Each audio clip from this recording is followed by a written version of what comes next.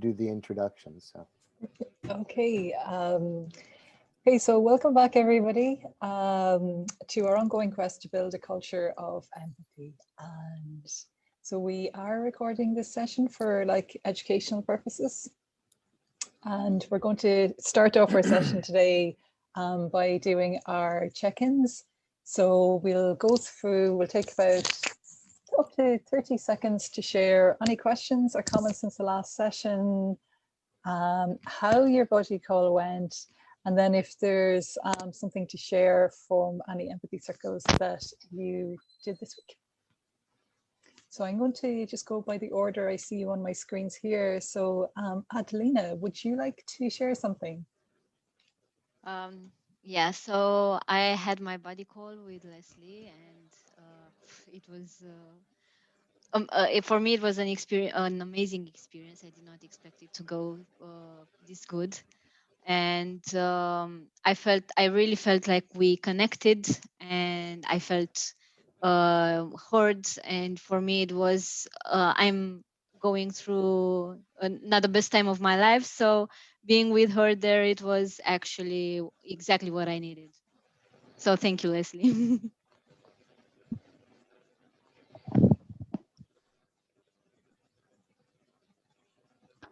And is there anything else that you'd like to share, or is that? I did not have the chance to organize an empathy circle so far, but I'm I'm actually at the moment thinking about a few friends that I think I can bring into this experience. So I hope that I can help them. Yeah, I'm still processing. I'd be delighted. Great. I'm still processing on how to present this to my family, because I don't think I can bring them in the same space, but that's work in progress. Nice. Okay, that's cool. Okay, Evelyn, would you like to share next?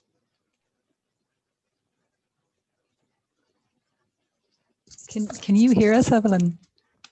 Oh, you're speaking to me. I didn't realize. Can you hear me? Yes, I am. Yes, yeah, I can hear you very well. Yeah, lovely.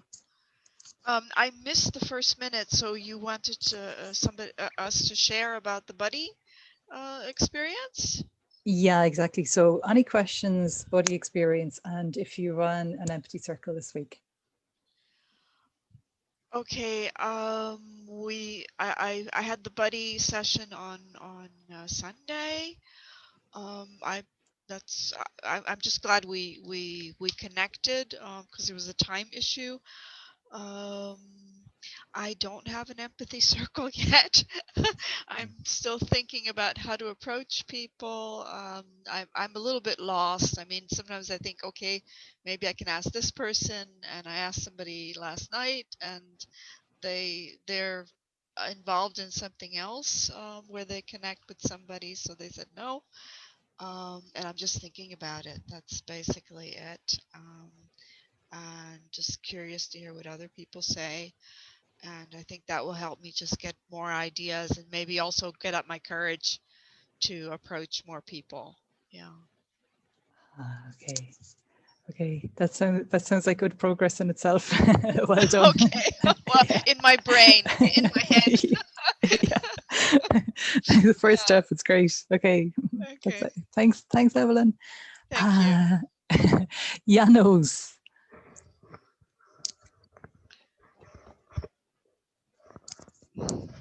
Can you hear us, Janos?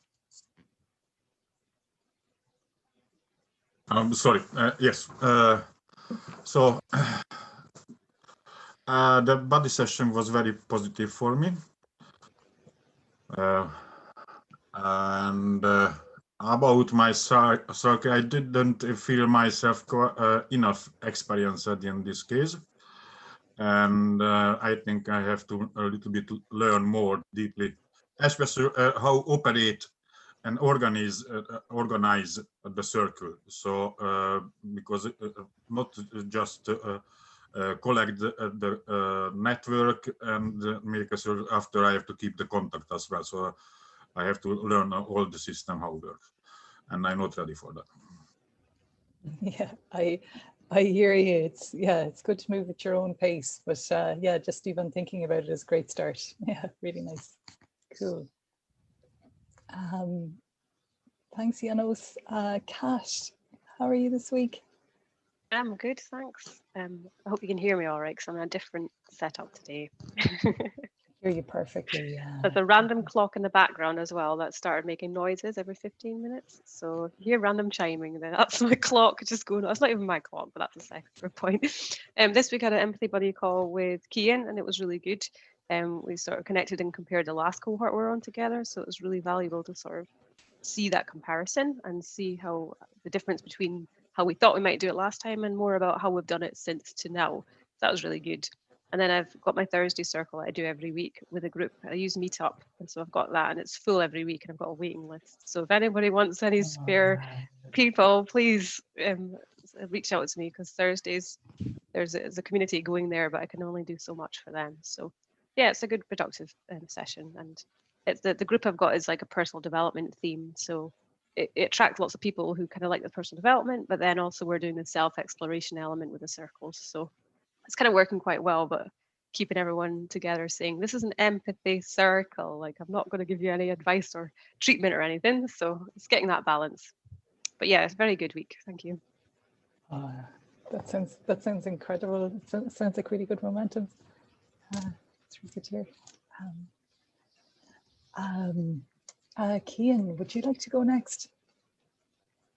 Yeah, I had a good buddy call with Kat. As she said, you know, having done a cohort already, we were in the same one, so it was good to, you know, compare and reflect about what's how we're doing. Yeah, I enjoyed that, and at the circle I had done circles. Well, this week it was actually just with my mom, which I hadn't done in a while. I'd done things with her and other people or other people, but yeah, I was glad to do that. That sounds so sweet. It sounds really, really, really nice. Well, cool. Leslie. Yeah, hello everyone. As Adelina said, had from my end just such an enlivening and really, really meaningful connection during our buddy call. And afterwards, Adelina, you wouldn't know this, but I got off and did one of those like woo happy dances. It was just a really wonderful connection. Thank you. For the Empathy Circle, Kian mentioned, we had a circle of two, which I enjoyed. And we do have another homeschool family actually lined up for tomorrow to Empathy Circle, 2 adults and 2 young people. And Kian and I are trying to figure out sort of the configuration, because 6 seems like maybe a lot for a circle.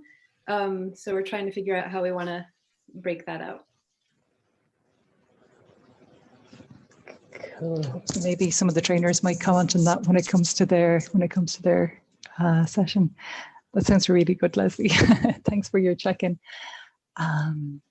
Okay, I think we've had all of the facilitators now, so we'll move to the trainees. Graham, would you like to do a check-in? Yes, thank you. Thank you. I'm actually quite excited at the moment, and I didn't do any work which may be tightly associated with our empathy facilitation training. But outside, I had a one-on-one, or let's say an empathy circle with a colleague of mine from the accelerator. And I was not only attempting to influence her, but empathize and influence her. Anyway, so that was good. And the other one was in our little group in the accelerator. I actually, I just said, hey, listen, I'm facilitating this group now. So I've been so frustrated with the way in which things have been going that I've actually strided out and said, I'm doing it. And it worked. I didn't create any damage, so that was important. And I also had a very, very valuable meeting with organized by CETA, and it was CETA, Marlin, and myself. And like Kat, we almost sort of, well, we connected on developmental issues. And that's kind of where I really enjoy empathy circles. Anyway, the point is that I'm on a ladder, and this little ladder has kind of got exponentially different gaps between the steps on the ladder. And I'm kind of going up this ladder. So, and it's exciting. Anyway, so I'm happy to be here. Thank you. I like the metaphor. I had like climbing a stairway to heaven playing in my head. So yeah, that's cool. Celine, would you like to check in? Sure. I'm happy to be here. Happy to see you all. I did not facilitate a circle this week. I did have an empathy call with Michelle, which just happened to be scheduled right after I saw an editorial in the local paper about the problems in our state government and how the people do not even know how to listen. And the author is somebody I know and correspond with. So kind of like a door opening, and I was able to explore the possibilities in my call with Michelle, which was wonderful. And more will be revealed as time passes. We'll see what happens. Thank you. I'm happy to be with you all. That sounds like it's got so much potential. It sounds really exciting. Cool. Tim, would you like to do a check-in? Hi, everybody. Let's see. On my heart today is news that voting rights are being affected in the United States right now by certain parties. And my heart hurts for that, because this empathy work really brings us all close to democracy, where we can make choices that meet as many needs as possible. And so democracy and, for me, empathy are very closely connected. And so I'm disappointed, actually, and upset to hear some of those moves being made. So that's happening in this moment. I'm also really happy because I'm kind of redesigning the empathy radio program that I do. And I'm going to be inviting, I'm going to let you know, I'm going to be inviting folks to do kind of live mediations or empathy circles to be broadcast and then kind of commented on, like, what's happening, what happened, what would you do to the next listener, kind of an engaging listening, new design. So I'm actually looking for folks who actually want to participate in a free mediation, 45-minute mediation, just share that with the world, you know. So anyway, I'm excited about that. And my little empathy circle with my neighbors went well this week, talking about a pretty challenging topic. And there was a lot of deep listening and some intimacy that developed out of it with my neighbors. So I'm actually grateful for that too.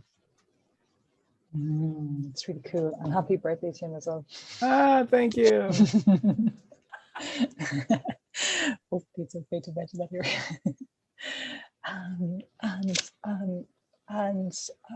Bill, would you like to do your check-in?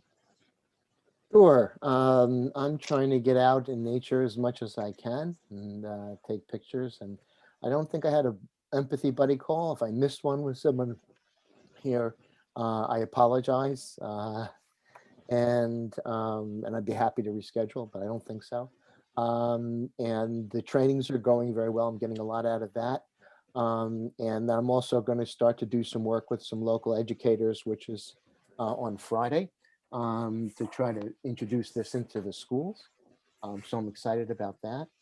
As far as the 6 people, that's a kind of tweener area. And just so some suggestions is that you can reduce the time from 5 to 4 to 3 minutes if you want. If it's you want to get 2 or 3 rounds, and there's 2 ways to do that, you know. And the other way would to break up to 3 people in 2 circles, you know, which sometimes can, you know, people feel a little bit pressed to say something after a certain amount of rounds. So you can kind of think about that. Those are just some options. So thanks. That's it. Okay, that's really good feedback. So like either reduce the amount of time down to 3 minutes or break further down into 2 groups. Yeah, if you keep the 6, you might want to reduce the time a little bit so more people get more time, more rounds rather. Or if you, if you break into 2, you could actually expand it a little bit if you wanted to do that. Yeah, so just some suggestions. That's really helpful feedback. Thanks. Thanks very much. Lou, would you like to do a check-in? Yeah. So I'm very happy to be here and very grateful to see all of you and grateful that you're taking your time to spend with us. I have had a good week. I am part of another training group that's not part of the Center for Culture of Empathy. And in that training, the subgroup that I was in that training was asked to present something on relationships. And I suggested to the group that listening was an important part of relationships and that maybe we should do a presentation on empathy circles. So I gave them a little bit of training. They loved it. We presented it to the larger group. They loved it. So that was really fun. And someone in the group contacted me from their organization saying, I might want to bring this into my organization. Can we talk about that? So that was a real success story. I was very happy about that. That's sweet. Yeah, and that's enough. I'm really happy to be here. Cool. Edwin, would you like to check in? Sure. Excited to hear the spreading of the empathy circles, especially what Lou is talking about. So right now I'm managing 3 cohorts, this one and 2 others, and forming a 4th one. So pretty busy with, creating the cohorts. I just talked yesterday with the staff from Congresswoman Barbara Lee's office, and they're willing to take part in an empathy circle with my congressman, Mark DeSaulnier. So have 2 Democrats looking for 2 Republicans still. It'll be just a matter of timing, but sort of have the go ahead from them. So I'm kind of excited that we can get some congressional representatives to do these. I think could really help kind of spread the word. Yeah, it's a lot more, but that's my time. So it sounds really exciting. It's really cool. I'll do a really quick check-in, and yeah, I had just a lovely empathy buddy call with Celine this week. I'm really grateful for our time, and this week I spent a little bit of time just doing I did like this resonance summit.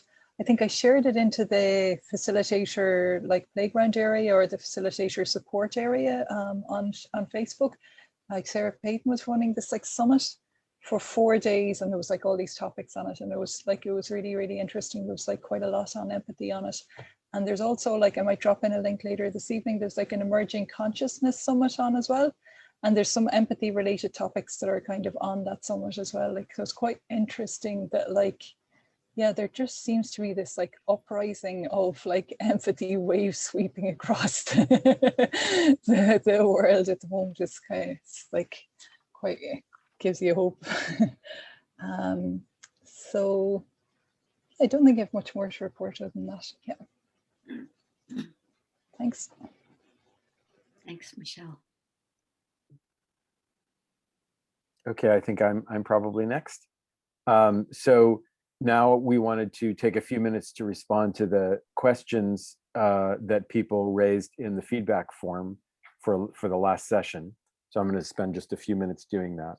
So there was a comment about wanting more theory, a little more theory about empathy circles and how they work. And I would say to that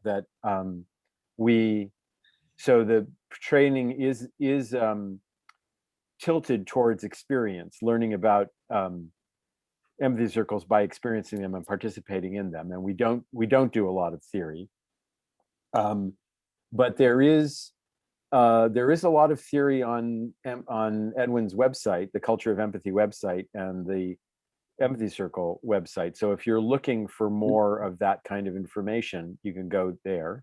I also think that the the best learning comes from a combination of, cognitive understanding and experiential understanding. And we try to provide both, although we lean more towards experiential understanding. So part of the reason for giving us feedback and asking questions, if you have specific ones, is so that we can address some of the understanding part.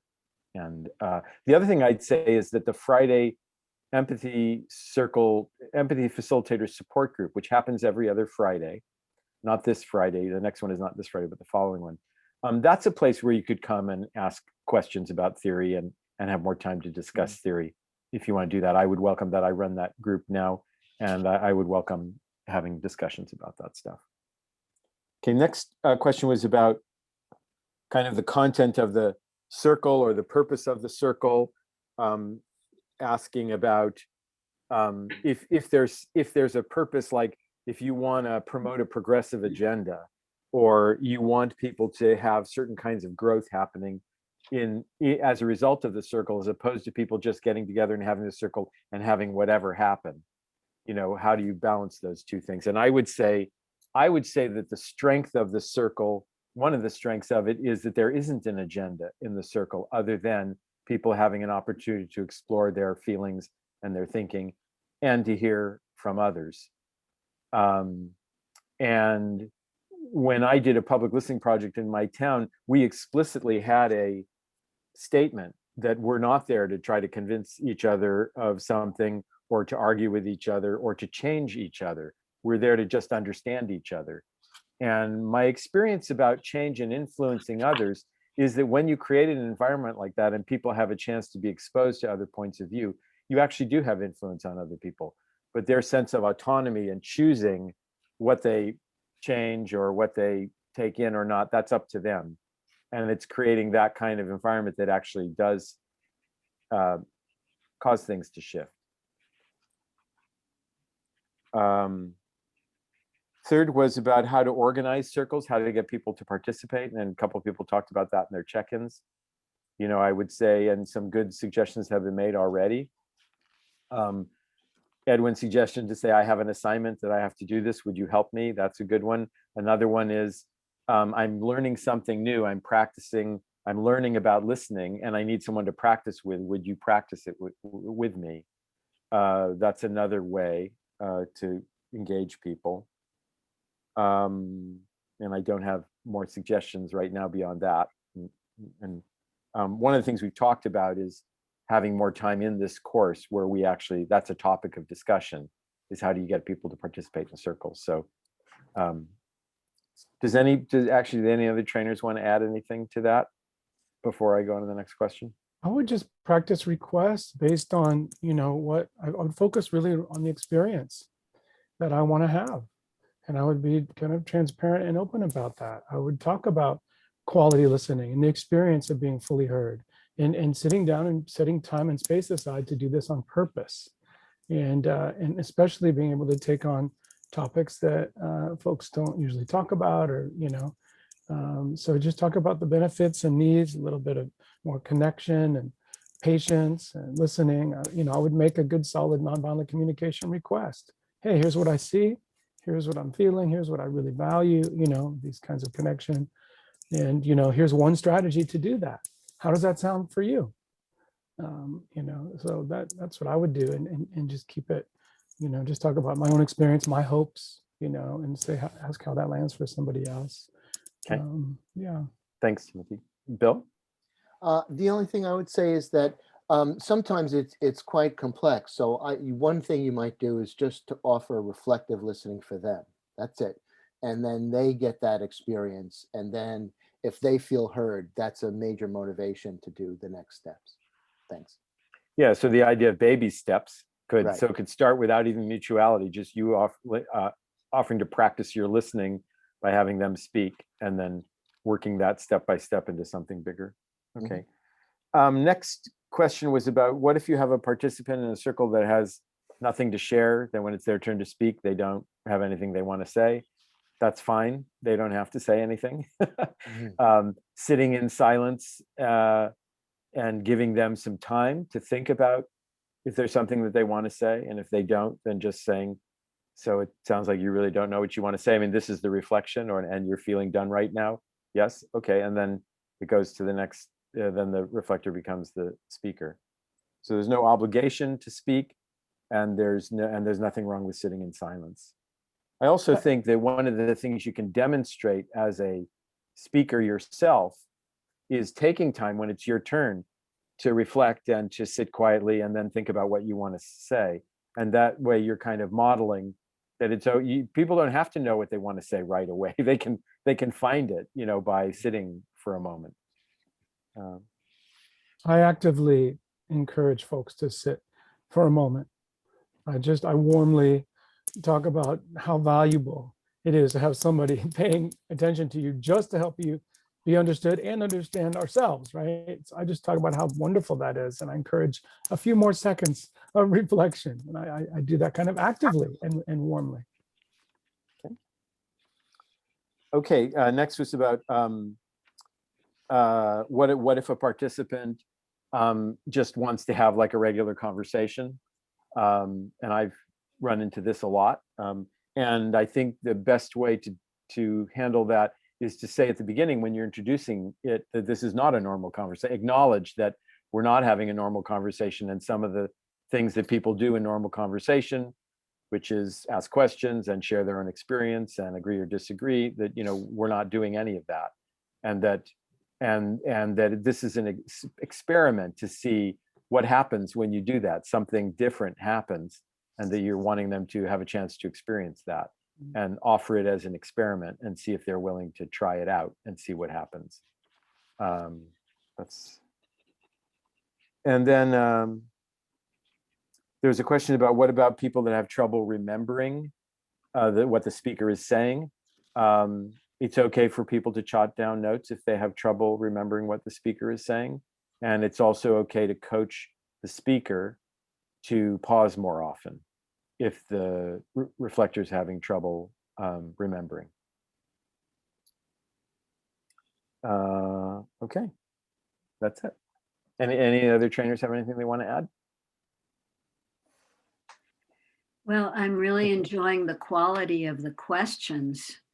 I think they're really, very helpful. Thank you. Great. Okay, so who am I handing it to? Thank you, Celine. Go ahead, Celine. Okay, so the yummy stuff for today is that you'll have an opportunity to facilitate an empathy circle right here, and get whatever support you want, and also feedback to help your growth. And we will be working with this, practicing for about more or less 90 minutes. And each one of you will have an opportunity to describe what it is that we're going to be doing, and do the introduction, and also facilitate a short circle. So generally the topic will be, what are your thoughts and concerns about being an empathy circle facilitator, or whatever is alive for you? So as the facilitator, you will explain, you will set the topic, you will set the time, and you will be the first listener. This is your gift to the circle. And then at the end of your turn facilitating, you will get a little bit of feedback from everybody. And then at the very end, everybody will debrief together. So that's the yummy good stuff for today. So practice. Okay, great. Thanks, Celine. So we're ready to go into our breakout rooms. We'll have 3 rooms. The first one, Michelle will facilitate with support from Bill. And this is a smaller cohort, so we just have 2 participants. So you have a lot more time as a participant to facilitate. The second room, let's see, Graham will facilitate and Lou will be a support. And third room, let's see, Celine will facilitate and Timothy will be a support. And actually I'll be in that group too, just to record it and be an extra person. So with that, we are ready to go into our breakout rooms. And I'll give a 10-minute warning before the close as well. So here we go. And one group will stay here. Celine, your group will stay here.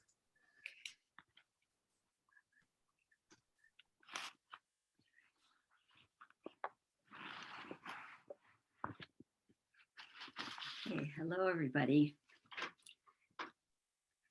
Hello.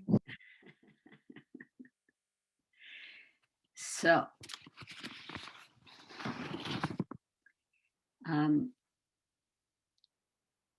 one of you, I think Leslie or Adelina, can be the first one to kind of run your little empathy circle right now in this friendly situation. And and I think we've set 3-minute times for each speaker. So who would like to go first? Leslie, Adelina? Okay, great. Thank you, Leslie. There we go. Okay. All right. And before I introduce it, just a request. The topic, I didn't catch that. Edwin's put it in the chat. What are your thoughts and concerns about being an empathy circle facilitator, or whatever is alive for you? Okay. And so you can go ahead and, introduce the circle, introduce the process, and then if you like, we can give you a little feedback after that, and then you can go ahead and facilitate the circle. How does that sound? Sure, that sounds good. Yeah. Okay, great. And also just logistically, Celine, are you going to be tracking time for each, Leslie and Adelina, the larger picture? Like, are each of them going to have 20 minutes, 25 minutes? I mean, we have a bit of time. Thank you. That's a good question. I hadn't thought about that. But so we have till 11:45.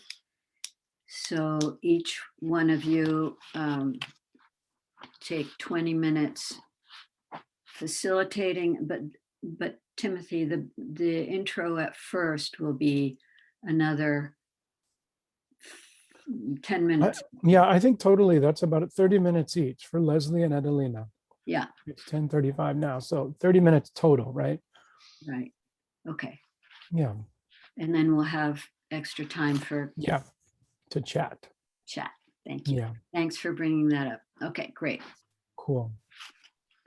Okay, do you want me to track that, or do you want to track I'd that? love it if you would track that. Okay.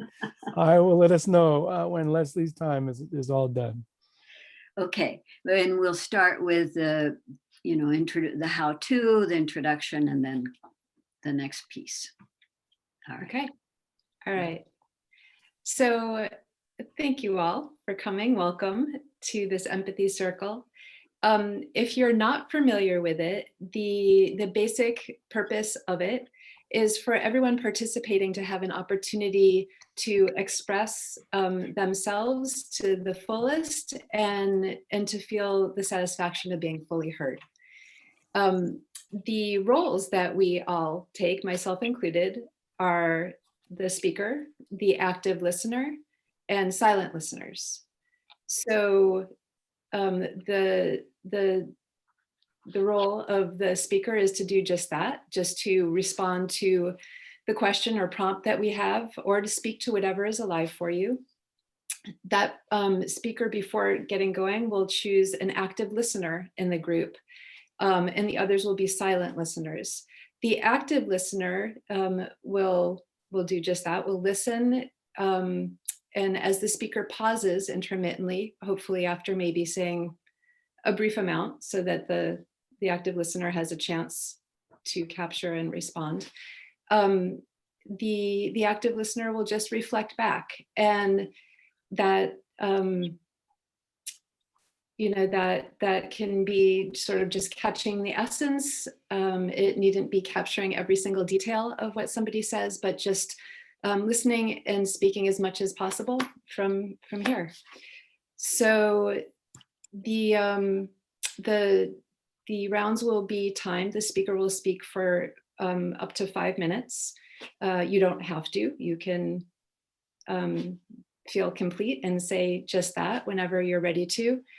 And my role in this, aside from keeping time and being one of the participants in the circle, is to maybe ask somebody to pause if need be, if the speaker is seeming to need, if the active listener is needing more breaks to be able to capture and then respond. And yeah, so our topic is speaking to what are your thoughts and concerns about being an empathy circle facilitator, or as always, you're welcome to speak to whatever is alive for you in the moment. So if there are questions, I'm happy to respond to those. Or I heard you say 5 minutes, and I think we were going to do 3-minute rounds, or is that still? Are we doing okay. Good. Yeah, I think we are doing 3-minute rounds. 3 minutes. I didn't catch that. Thank you. And Leslie, it's also your choice. I mean, is 3 minutes okay for you? Some folks feel that's a little short. I mean, yeah, could we tip it to 4 maybe? I feel like, yeah. 4 feels. Thank you. Yeah. Okay. So thank you, Leslie. We're going to give you a little feedback. I can go ahead since I'm unmuted. I enjoyed very much your introduction. I loved how you said the satisfaction of being fully heard. It's a wonderful, encouraging word, that satisfaction, I think. And I liked also how you talked about capturing the essence. And I noted brief amount, that I wanted something a little more specific there. And I've heard some people say that to express 1 or 2 thoughts, which I think is a good guideline. And I think I may have missed if you said that your role was the facilitator, and because then you said my role, and then I'm wondering, did she say so? I may have missed it. Anyway, I thought it was very clear and welcoming. So thank you. Yes. And I have to just give the tribute to Edwin, because his satisfaction for it that's actually his language that I borrowed. Yeah, he's got some good ideas, that guy. Thank you. Anyone else want to say a few words to Leslie about her introduction? Leslie, I just wanted to see what you thought about how that went, and what you'd like to do again, and what you'd like to do differently. Yeah, thank you. Well, as compared to last cohort, I felt more coherent this time around than I did, I think, the first time. Yeah, I think that it was helpful. I kind of gave it a structure visually for myself, and I don't think I had that last time. I think it was just sort of a smattering of what are all the pieces and parts, and just it was kind of swirling. So it felt a little bit more held this time for me, which is a more relaxing place to come from. Yeah. Good. Let's see. Is it okay if I offer just a couple of thoughts? Please. I like the length of it. I think it was like 1.5 minutes or something, 2 minutes at the most. Yeah, it's great. Just straightforward. But you asked for questions at the end. Thank you for doing that. So for clarity. I like when you put your hand on your heart. I like that a lot. I mean, it's just like, let's move our bodies and express our sense of warmth and like psychological safety, caring, you know, that's so important here. So thanks for doing that. I like that a lot. And I actually didn't have any other, you know, any concerns or anything. You know, just the more you kind of have your key points organized, the more you can say those, but then also beam your natural warmth, because we're listening on 10 different levels, but at least 2 different levels, cognitive and emotional. And so we're like seeing what kind of conversation this is going to be. So, yeah. Thank you for that reflection and the encouragement along those lines. It's, yeah, it's meaningful. Cool. I'll make a short comment. When you started, you sort of addressed the why we're doing this, to feel heard. And I thought, oh, that's great. I love that. Like the why of it. So that kind of put me at ease and kind of gave me some clarity. And also when it was, oh, hear the essence of it. It's like, yeah, I'll just get to the essence. I don't have to repeat everything. So that kind of put me at ease too. It just felt good. So that was what came up for me. Thank you.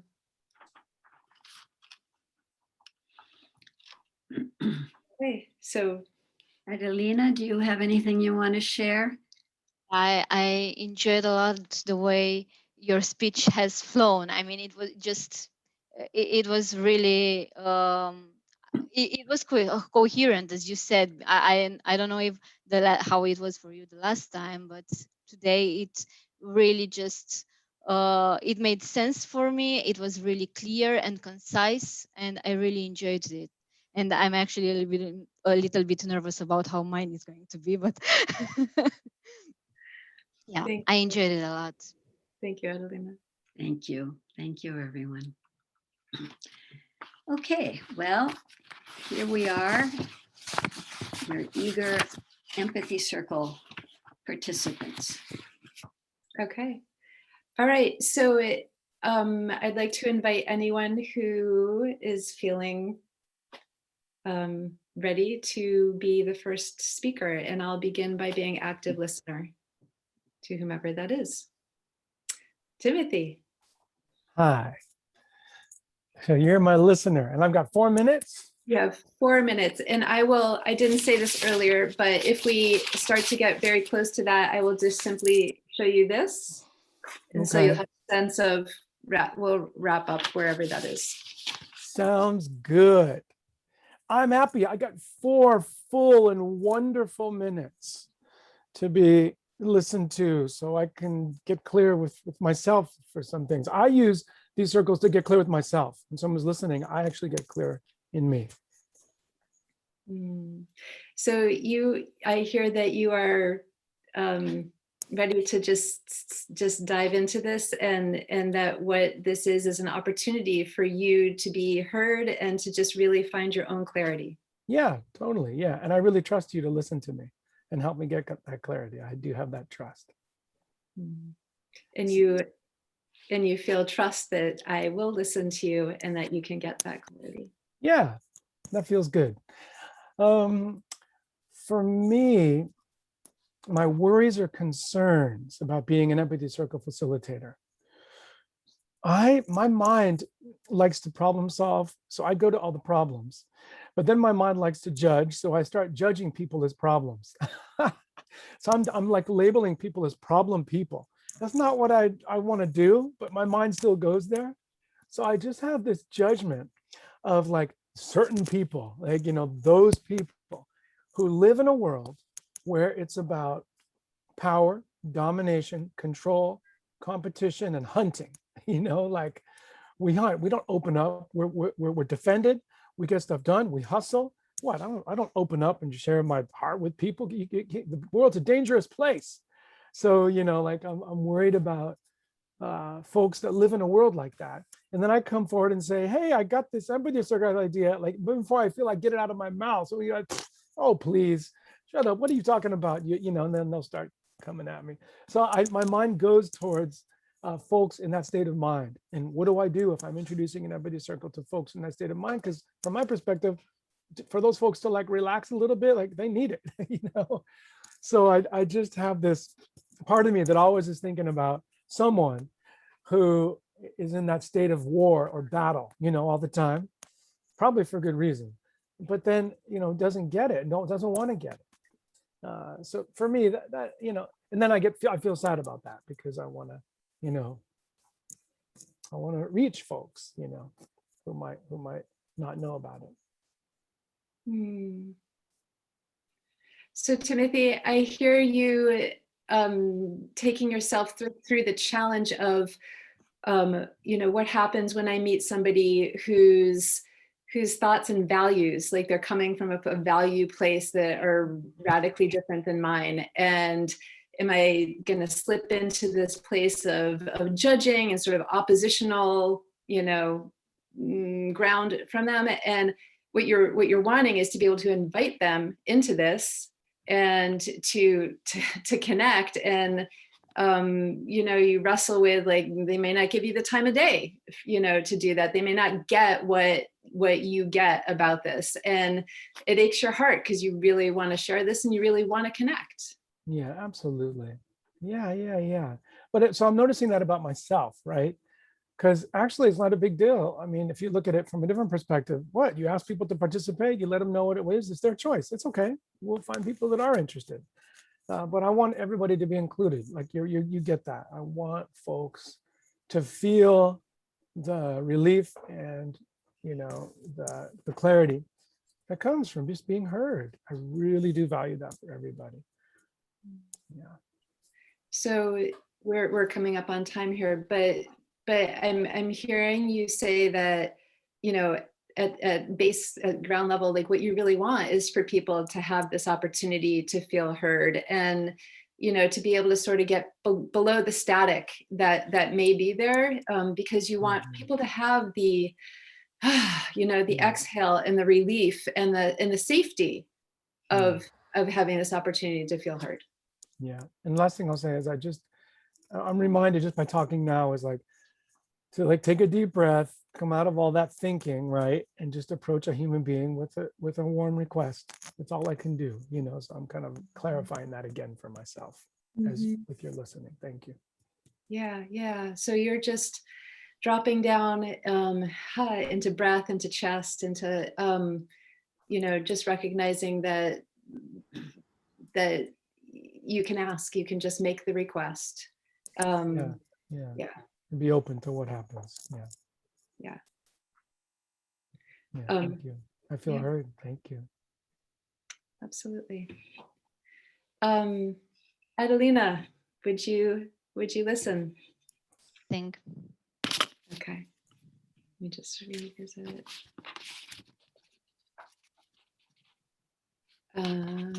Okay. I'm just, so the thing that I find like the most sort of addling about all of this facilitating is the timepiece, is the tracking time, and, just wanting to be really present, like just listening to Timothy, for example, or present with myself as I'm speaking. And there's that part that has to be not watching the clock, but just, attending to it. And that's challenging for me. So what I'm hearing is that the thing that concerns you the most is the time part, which you have to introduce in the whole context of being present and listening to what the other is saying. But at the same time, you have to actually be careful about time as well. And this is what's challenging for you. Yeah.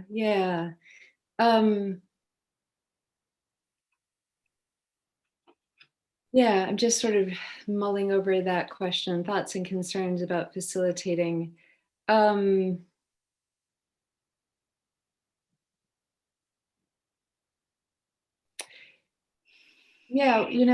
one of the things I'm wondering about is I haven't really had this experience per se, maybe like tipped close to it, but wondering what happens if somebody, whether it's the speaker, the person actively listening, or just somebody else who's silently listening in the circle, like gets really triggered by something, and and just sort of like rockets off with that. That's something that I've been wondering about lately. So you're wondering what happens when somebody is triggered by what's going on in the group, and how to handle that, if I'm hearing correctly. Yeah.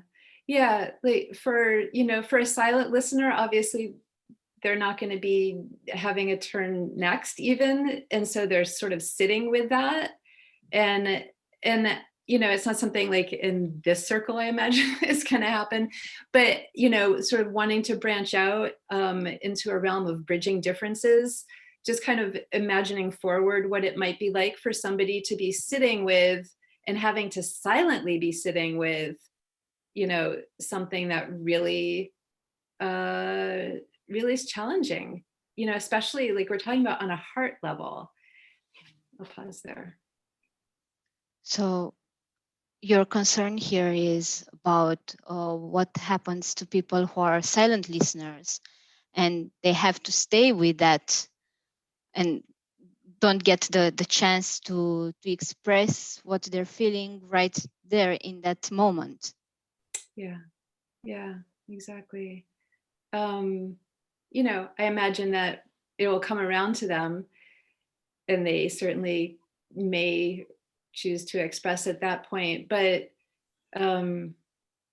yeah, it can be really difficult to take in something that really does shake it up inside of you, and then just have to be silent for a while. And I'm coming close on time here. So there's something about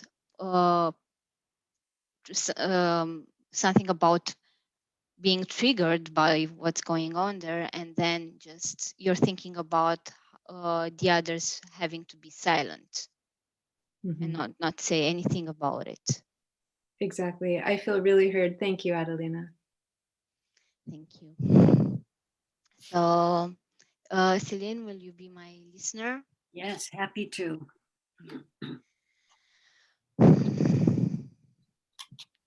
I'm gonna take a moment.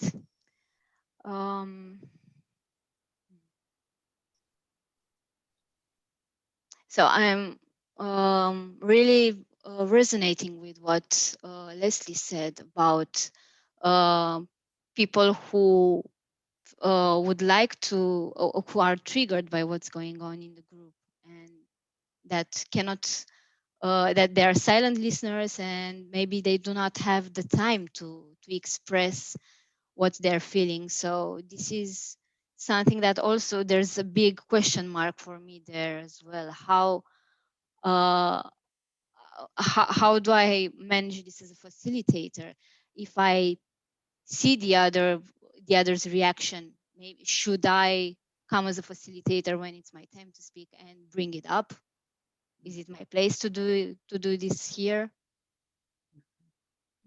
So what I'm hearing you say, Adelina, is that you resonate with that last point that Leslie made about participants in an empathy circle who are very triggered by something that's been said, and you notice that as facilitator, you notice that, and you know that that person is going to have to wait before they have a chance to express themselves. And how do you handle that? You would like some guidance maybe about how to handle that. Yeah, because at least in my experience of group participation, usually the dialogue goes a little bit more dynamic, let's say, the interaction. And here, having to wait until your turn comes, so I think that for me at least, maybe there might be enough time to just let the feeling go. And I'm not very sure if sometimes it's useful for me. If all the time it is useful, because when I'm in that moment, maybe I just want to snap and I don't know, just come and talk about it. But if I just, yeah, of course, I'm thinking about the benefits of just sitting with it as well. But I don't know, I'm wondering how helpful it would be if you just come out at that moment. But yeah, I will just stop for now. So you're used to group participation, kind of active and dynamic, and where there's a back and forth, and you see some value in people being able to express their emotions as they're experiencing them, and in some kind of spontaneous way. So this structure that asks people to not speak until it's their turn, you're questioning how that's going to work. Yeah, I'm questioning it not because of myself. I mean, how as a facilitator, how would I handle a situation when somebody maybe wants to talk out of turn? I don't know. It's just hypothetical. Maybe somebody just would like to express when it's not actually their time. So that's where I'm coming from. Okay. So, and I want to tell you that my internet is a little bit unstable. So if I miss something, please help me remember or say it. But what I'm hearing is that you would like yourself some guidance here about how to handle a situation where somebody feels they can't wait for their turn to say the things that are so important for them in that very moment. And you want to support them and not kind of squash their enthusiasm and need. Yeah. Yeah, exactly. Thank you. I feel fully heard. Okay. Thank you, Adelina. So, Edwin, would you listen? Listening. So I am dealing with this situation, which I think is an opening for me to approach my state senator, who is an acquaintance. And I've helped on his campaigns. How am I going to approach him about empathy circles? So you have a connection with your state senator and you're thinking about how you can approach him about empathy circles. Yes, especially since I have stayed in correspondence and now he's published this editorial saying people aren't listening. So to me, it's like, oh, an opening here.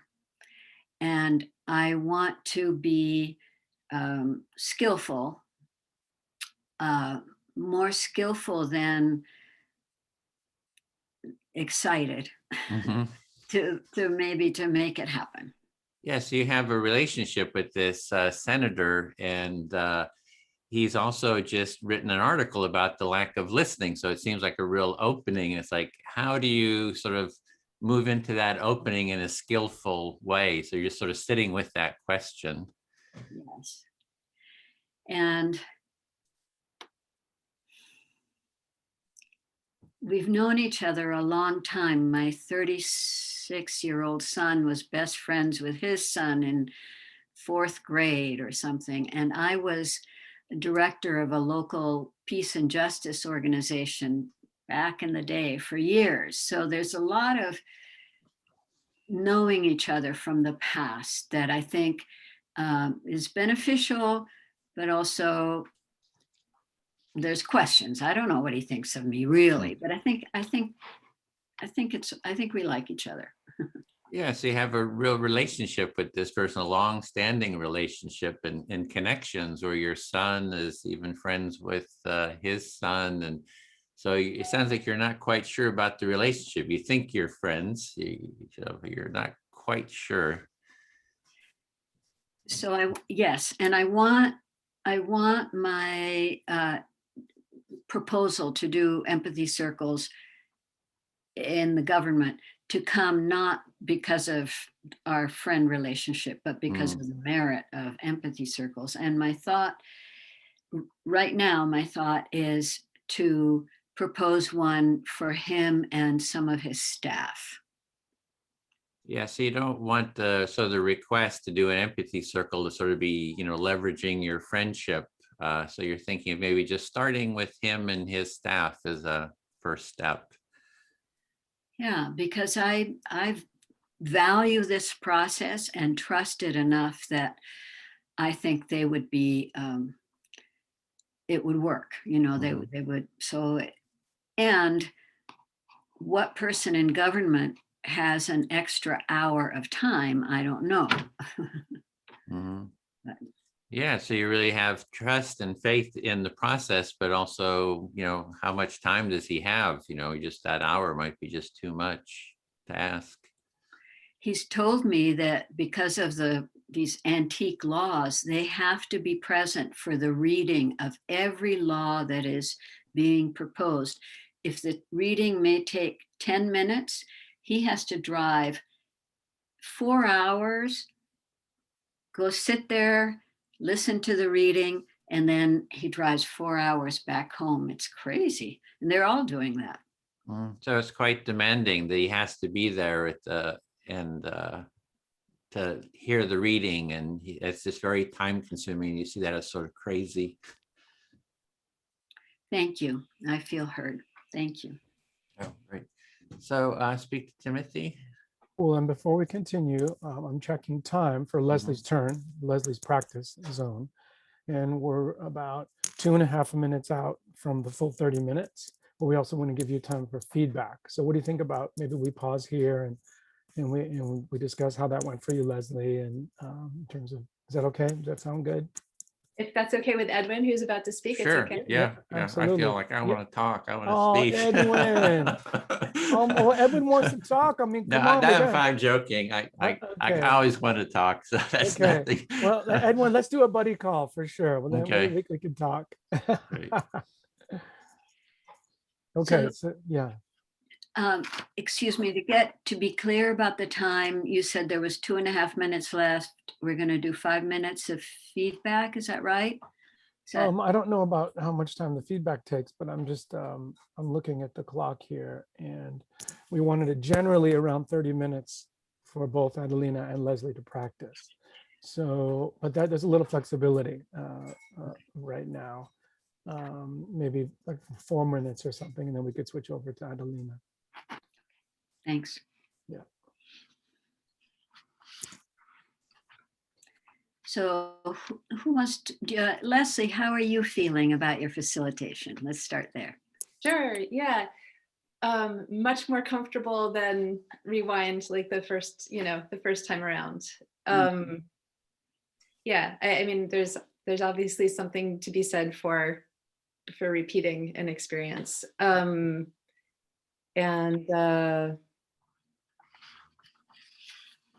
Yeah, I don't really have anything jumping to the fore. Great, thank you. So you feel comfortable? Yeah. Yeah. I will add to that. I thought it was very comfortable. And I didn't see any glitches. Yeah, I did too. I just jump in. The topic is fun. I just all the things that you brought up is like, wow, let's get into this. This was it's a fun topic here. So thank you. Yeah, I would agree. That worked. This is what it feels like when it's working, ladies and gentlemen. Same for me, yeah, it worked. I'll take it. I'll take it. Thank you. Thank you.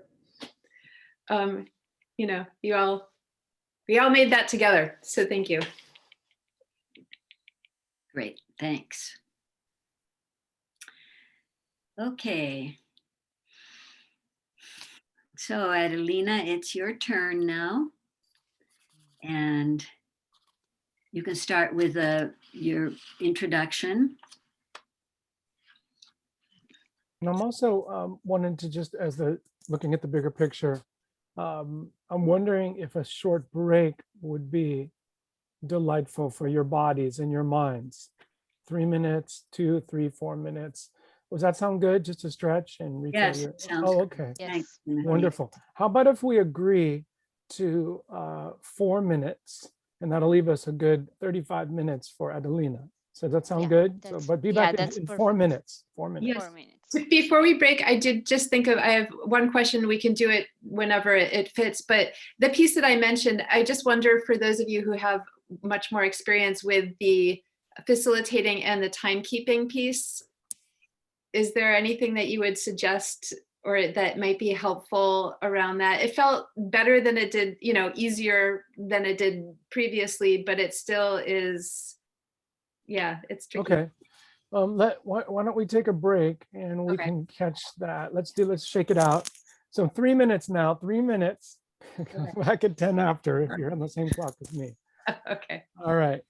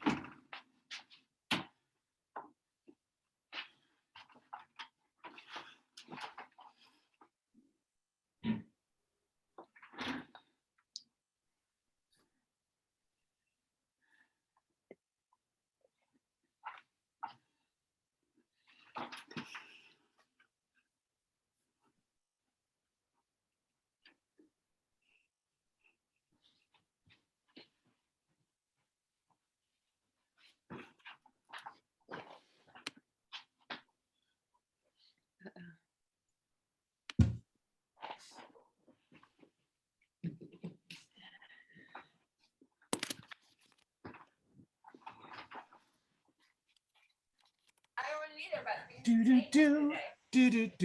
Empathy is the way to go. Try it out. Just listen, yeah. Listen, yeah. Empathy is the way to go. Try it out. Oh, try it out. Boom, boom, boom, boom, boom. Try it out. Hey, hey, yeah, yeah. Empathy is where it's at. What? Boom, boom, boom, boom. Yeah. I love it. Empathy Circle Dance Party. Are you singing along, everybody? I didn't even have my earplugs in. Yeah. Ah, very nice to have a break. So good. Thank you for that. Yes. Yeah, absolutely. Adelina. So should we start with, okay. Hi, I'm Adelina, and I'm going to be facilitating today's empathy circle. So I'm a little bit anxious, so please bear with me. An empathy circle is a structured dialogue process that supports conversation in small groups. It is based on active listening, and it helps to build trust with the other participants and mutual connection and understanding. Um,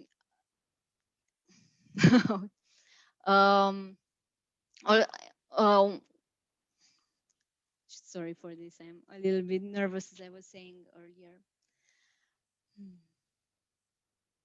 the process, there are three roles in the empathy circle. So there is one there. The first one is the speaker.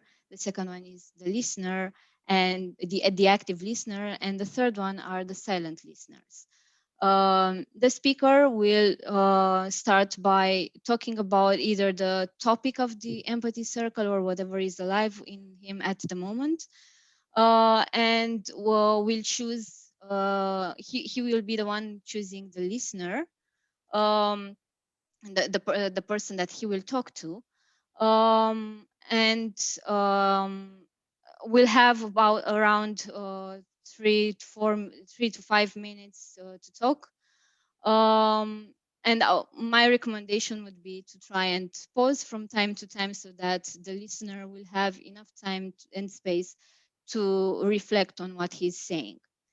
The active listener will be listening to the speaker and reflecting on what he is hearing, and in the best way he can, and he understands what the speaker tries to express, without bringing his judgments or interruptions or assumptions or anything that goes through his mind, as he will be able to bring on his thoughts during his turn at speaking.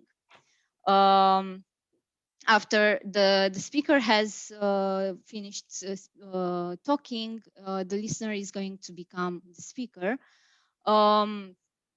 And also, if the listener doesn't feel comfortable about how much information the speaker has brought up, he can ask him to pause a little bit so that he can have enough time to reflect. The third role, the silent listeners, they will be listening and be present in the circle while waiting for their turn to speak. And I think that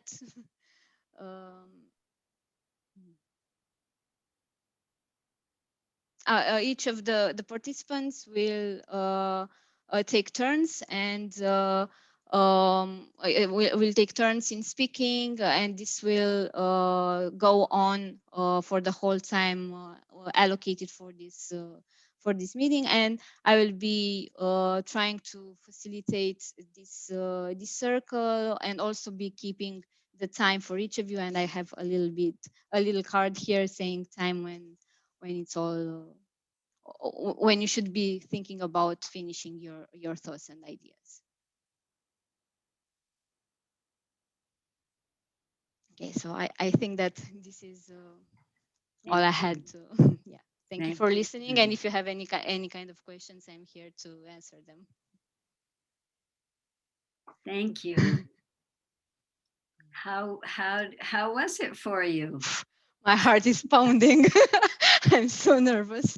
I actually already did this kind of introduction for some of my friends that I'm trying to have a group with them. I just talked to them about the idea and everything, but it was in Romanian, so it was much more easier for me to explain everything. So right now I was just all over the place. I tried to have a structure.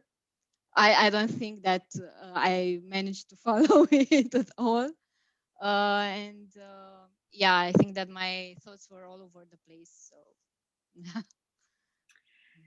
yeah, I so appreciate your willingness to do this in a language that's not your first language. So fantastic for that.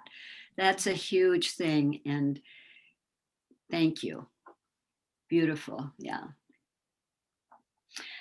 I guess I'm talking, so I'll go ahead and start.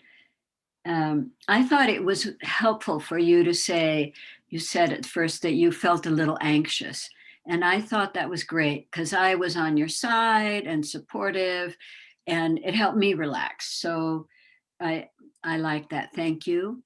And I also noticed when you said it's based on active listening, that worked for me also, because it kind of created a link with something I'm familiar with. So I know I made a note of that it worked really well for me. And I thought, you covered the bases that were necessary. So thank you. Worked for me. Thank you. I'm glad to hear that. Would you like to hear some more, Adelina? Yeah, of course. Okay. I also believe you covered all the basic information, the structure, even though you maybe felt it was a little chaotic, you covered it. I want to reassure you that's fine. I noticed that as you were speaking, because maybe you were anxious, we think a lot when we're anxious. So we think in the sentence and the point, and did I get the next thing? Did I get the next thing? I recommend you write it down. Five things to say, just 5, I had simple. everything wrote down, but it's like this kind of text. Yes, so yes. But actually, it's okay for the first 10 or 20 or 50 times you read right from what you wrote down, right from anything, read from it. Yes, absolutely. Okay. Please do that. Also, in English, when we use words like, this person will, or he will do this, or she will, and this is the role, it's a structured dialogue process. We're speaking in a third person.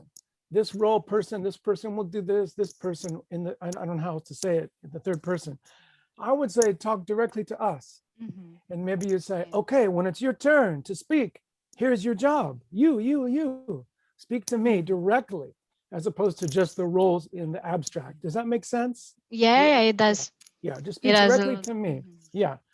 And then when you're listening, here's your job, or here's the thing to do, or, here's you, okay? That would help a lot. Then it's like you're speaking directly to us, and then you'll see us nodding, or maybe we're confused. It's okay, we'll talk. It's okay, we have plenty of time to introduce. Let's see, so those are the 2 main things. And number 3, if you're nervous, I would say, I'm nervous, I'm anxious because, why am I nervous and anxious? Because I care, I know the value of this. I know the experience of being heard. This is why I'm anxious. I care so much. I want to give each of you the safe space, or whatever you're nervous about, what you care. So to be able to say that, I agree with Celine. Yeah, be transparent. This is why I'm nervous. I really care about this. Here's why I care. So those are a couple of thoughts for you, so you can relax. You can read it whatever you like. That's it. I trust you. You have it. Yeah. Thank you. I was actually just looking on my on my speech here, because I had it on my monitor, and part of it it's in third person, and part of it it's in second person. So it's and especially the parts when let's say for the listener, you can always ask the speaker to pause so that you can reflect. So this is in second person. So yeah. Probably with all these emotions in me, I would just start. It was probably with my structure in my mind, it was easier for me to just think about all these points that I had to touch. And this is why I focused on the third person. But yeah, it makes a lot of sense for me to actually address it to the people I am, because one thing that I'm noticing now is that I lost eye contact with you guys when I was talking. Yes. Yeah. Yeah. It just shows you're thinking and you're seeing so much.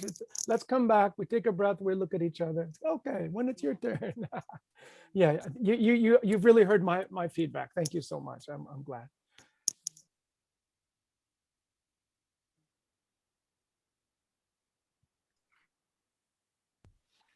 Edwin's getting ready to say something. I was waiting for Leslie since. Okay. So I'm just going to use this by way of a quick analogy. Kian was recently, as you know, he dances, and a teacher was talking about, it's not the steps and just moving your body. It is, it's the idea that you're dancing. It's what fills it. And Adelina, I would say to you, like, all of this form and the organization will come, but what I felt from you listening is that, like, that humanness and that presence.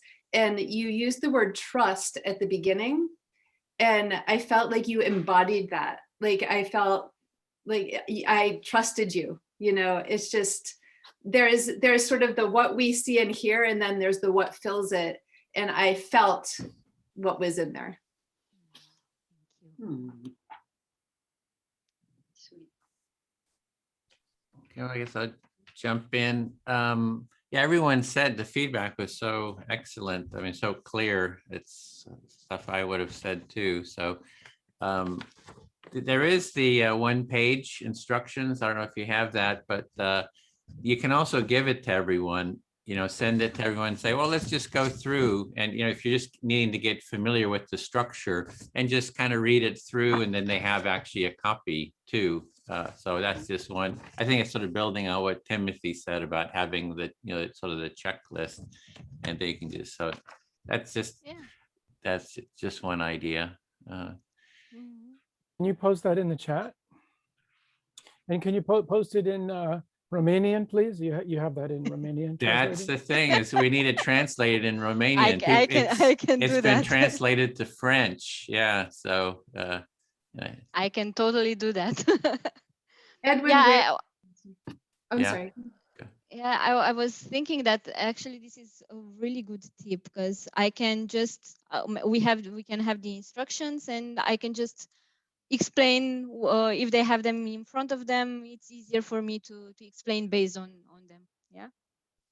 Yeah, it's I'm doing Timothy's assignment here. Do you have that handy? I gotta have to dig it up, but it's let me actually open it. So it is a PDF, and that's the link to it.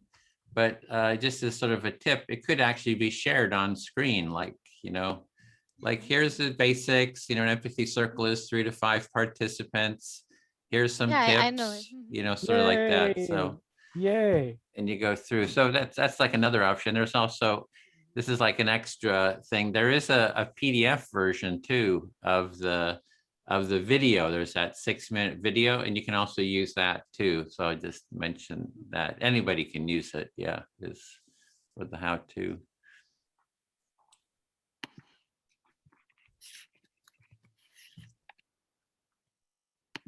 So I think that we can start our circle today, and I will be the first speaker, so that the first listener, so that I can show us all how the reflective listening is working. And who would like to be the first speaker? I'll be it. I didn't get to speak last time. Yeah, I nominate Edwin to be the first speaker. Well, it's a seconded, so it's official. So I'll speak to you, Adelina. Yeah. Yeah, the concern that came up last time about when you're a facilitator, you're not only listening, right? You're also juggling. You're juggling the time. You're kind of watching everyone. And for me, that keeps part of my consciousness sort of outside of just being present. So that is a little bit of a challenge.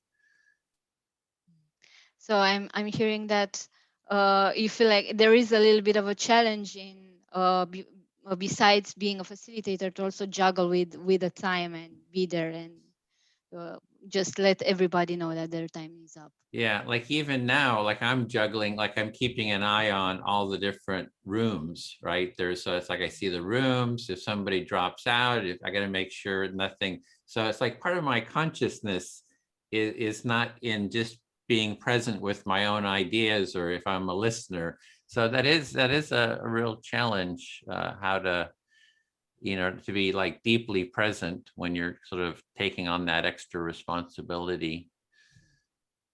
Even now you are juggling with the role of being an organizer as well, and having to keep your eye on all the breakout rooms, and you have this you're wondering about how you can be actually really present while also having all these kind of responsibilities. Yeah, and part of it's just doing it a lot. You know, you just get better and better at it the more you do it. Also, to sort of divide up the responsibilities, etc. So, you know, those are some of the steps. And it's nice when you do an empathy circle and everyone knows how to do it. So you just, right, then you don't even need to do the how to. You don't need to really do much tracking of anything. So that's kind of fun when you just, everybody knows how to do it. You feel like it's coming with experience, getting more used to it, and you're also really happy when you are organizing empathy circles where people know everything that's going on there, and you don't have to present every step of the way and all of the information. And then I can just enjoy it, right? There's a sense of enjoying it and, you know, just not having to think with all this stuff. So that's really the fun. Yeah, that's the fun part. But there's always new people, you know, if you're doing public ones, there's new people. So you do have to, you know, do that. So yeah, those are some of the issues. So there's always, there's this part of enjoying the group when all this is happening and everybody knows what they're doing, but there are also, or most of the times there are new people coming that need more attention, and this comes out. Yeah, and the other one, I don't know how much time I have, but it's about people being triggered in the circle and worried that, so when we do mediation, it's like people are really angry, you know, and they're coming into it. So that's like an extreme of that. So, and then they all want to speak up and get into, you know, speaking. And so there's different things that can be done. One is to give them a pre-circle, just to listen to them individually before they come into the circle. That'll reduce stress, tension, because they'll feel heard. You can reduce the amount of time, like instead of 5-minute turns, you know, if there's tension, it's 3 minutes. Okay, there's 3 minutes, and then they get to speak sooner, and it may be upping the time later, you know, to 4 or 5 later in the circle. So there are a few things that you can do, especially when it comes to mediating conflicts, where you can either shorten a little bit the time or organize a pre-circle so that they can just some of the tension lifts up, and it's a little bit easier to be there in the circle afterwards. I feel very heard. Thank you.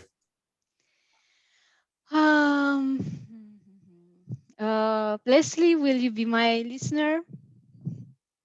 My pleasure. So yeah, now I'm experiencing this this whole time idea, and how to be present and in the same time be with one eye at the time. And it's also weird when I have to do it for myself. It comes with a new kind of experience. So you are having the new experience of having part of your awareness on the time, and part of it, you know, participating, and also like with yourself and sort of wanting to tune into what is there for you right now. Yeah, it's a totally different experience from the one that I have during my therapy sessions, either myself being in therapy or working with clients, because the time is longer, and I have, you know, I know that at some point I feel that maybe we are getting there, and maybe it's almost up. But here, having this kind of 3-5 minutes sessions, it's like very short. I have to be here. I also have to keep an eye on the time, and it's making me feel a little bit agitated. I think that's the word.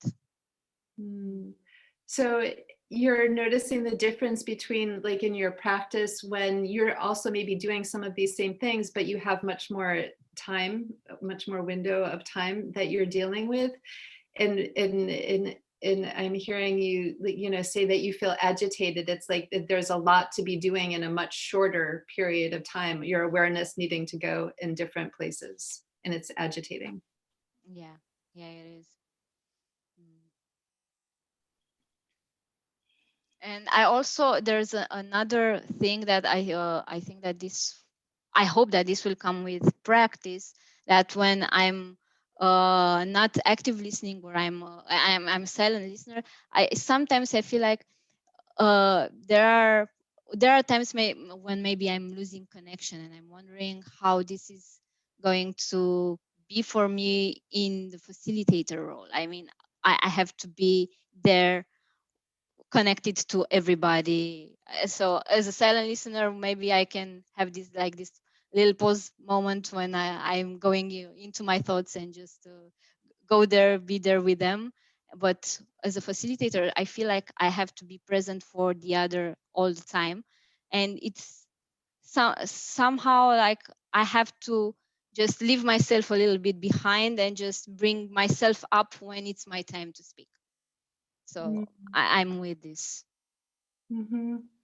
So you're wondering about like when you're in a circle not facilitating, you know, as a silent listener, you may sort of move in and out of attending to other people who are speaking, but you're wondering about, as a facilitator, you know, you feel the desire to hold space for everyone and to be attending to everybody regardless of your role in the circle, and you're considering this, you're wondering about this, how to do this. Yeah, thank you. I feel fully heard, and I think that also my time is up.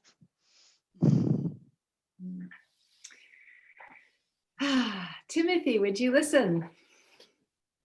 Happily, Leslie, go ahead. All right.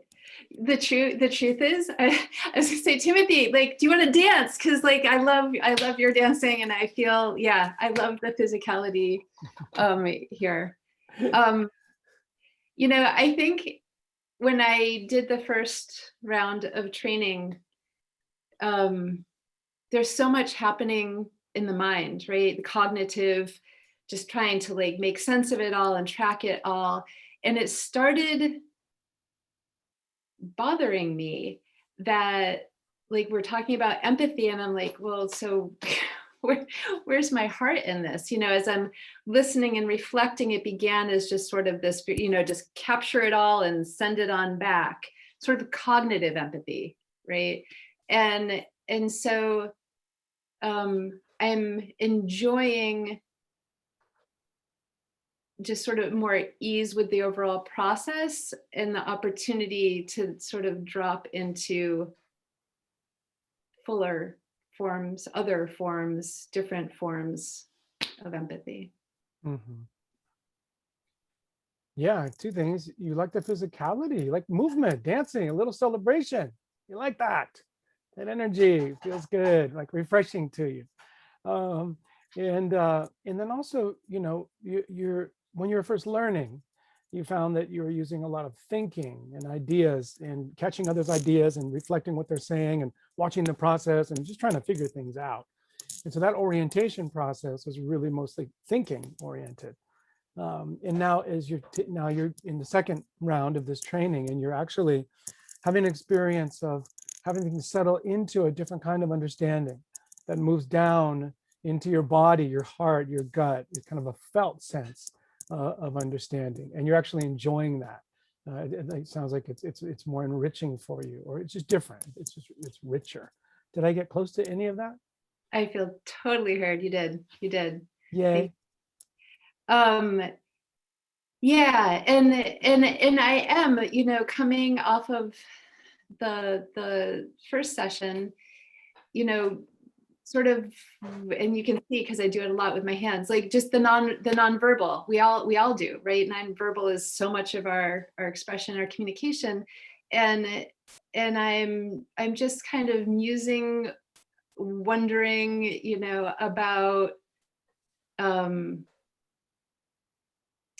the place of that in the empathy circle, alongside the realization that we're only ever doing this sort of two-dimensionally. At least that's my experience. And so wondering like, wow, what will it be like? I mean, with Kian here, yes, but you know, in a group of people and people I don't know, just sort of the fuller dimension of it, physicality, nonverbal, all of that part of it. Mhm. Yeah, I just saw that Adelina hold up the time, but I'll just reflect that last piece, which is movements, gestures, face, body position.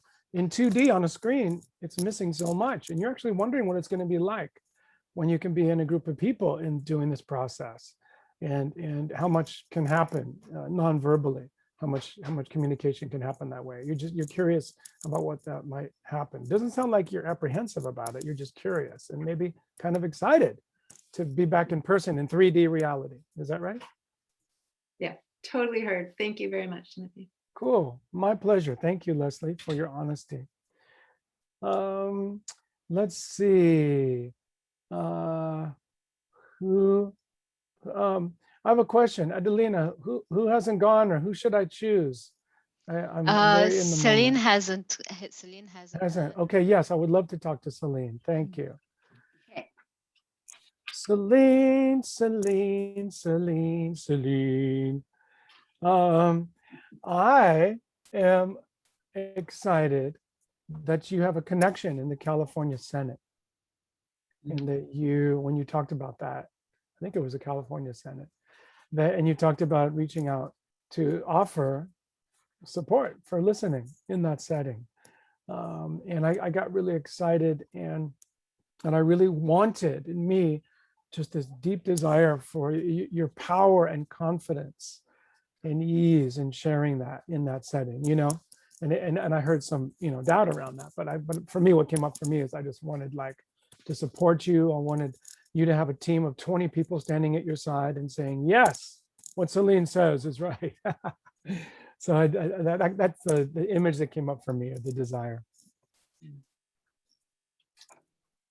Well, thank you. It's actually the Oregon Oregon. State Senate, Okay, got it. which has its challenges. But you are excited when you hear about this possibility of my working with the senators, government, and that you want for this occasion lots of support and help, and for me to be able to approach it with confidence and energy and Yes. a lot of juju. Yeah, power, really. Power. Yes, Yes, I want power behind our assertive advocacy and leadership around empathy, especially where it counts. Absolutely. Power. Mhm. So for you, you really want assertiveness and power and leadership around the empathy circles. Yeah. Mm-hmm. Okay. Extension into the world. Yes, thank you. Yeah. And I'm noticing we're right at about time for Adelina's turn. So I feel heard. Thank you. And I'll be happy to pause this particular circle, Adelina, and now switch into some feedback and encouragement for you there, Adelina. Would that be okay? Is this a good time? Okay. Yeah, for me it's perfect. I'm just Thank you. wondering about Celine, as she hasn't talked yet, but Yes, Thank you, Adelina. I got a shot of energy there, and that's going to hold me. Yes. Good. Okay, so it's all yours, Celine, in terms of some feedback or Okay, setting great. up that. So we're going to do a little feedback on your facilitation, Adelina, and I'd love to start with how are you feeling now after this experience? Now I calmed down a lot, and I guess that being in the circle, it was actually I felt much comfortable than actually talking about it and presenting. That's where my nerves were coming from. But now being and talking in the circle, it's much more comfortable because I already had the experience several times now. So it's getting better and better with this kind of a setting. So like this, I'm comfortable. The only part I feel like I need to do some working is on how to present it and how to bring it to the people. So yeah, so you're now that you've done it, you kind of relax and realize it wasn't as hard as you thought it might be. And you're still wanting to work on your presentation at the beginning. Yeah, thank you. Yeah, there's also the part of all the thinking about time and everything that's a little bit bugging because I tend to lose my focus when I have to check the time and everything, but it's probably something that I'm going to get used to. So yeah. Yeah. So you see the challenge in the time, and also realizing you will learn it with practice. Thank you. So anyone want to give Adelina a little, your reflections?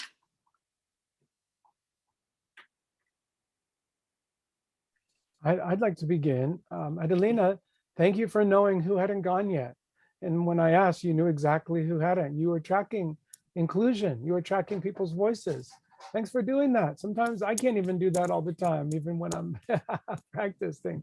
So that, for me, that revealed some more about your care for each of our voices. Thank you so much. That was beautiful.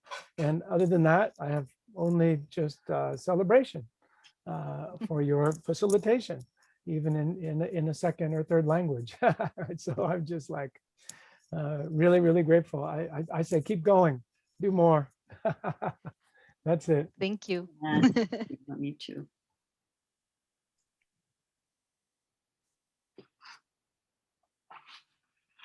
Yeah, well, I'll just jump in real quick. That all the topic itself is so fun to just explore, right? It's like we're sort of like using the empathy circle to explore the facilitation process itself, and there's so many different insights. And so how do we deal, like your question about how to deal with the responsibility and, and facilitation, that self-connection. Yeah. So I don't have too much to anything really to add, except I just love this topic.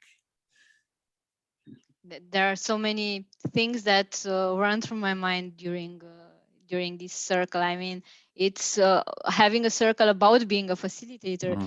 It brings so much out of, I mean, so some of my questions are being answered here. So this is something that I really love about it. I mean, I can learn about being a facilitator by practicing it, which is freaking amazing. Yeah, I love that too. Instead of being told by others didactically, to kind of learn it in this way, I think is a really good learning. Yeah. And I'm also one of the persons that asked about theoretical part. So this is, it comes because I know that I wrote there in the form that I know this is an experiential process, but I was also wondering a little bit about the theory, because this probably comes from my need of structure and everything. But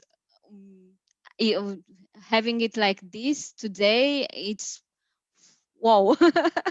For me it was a really, really good experience. Yeah, so thank you guys. Thank you. Yeah, Adelina, I don't know that I have more to add, but other than that, I felt very held by you, I mean, not just the circle, like I felt part of a circle that was really being held with care. So thank you. Yeah, I felt the same way, and just want to say to you that the timing is a challenge for me too. And many times I just forgot totally to turn on the timer, and realizing, oh my gosh, they're talking. I have no idea how long they've been talking. So, and like we're saying, learning by doing really, really works. Yeah, especially with such an atmosphere of permission and acceptance. So are we having sort of an open discussion now, or just wondering how you wanted to end? We have 14 minutes.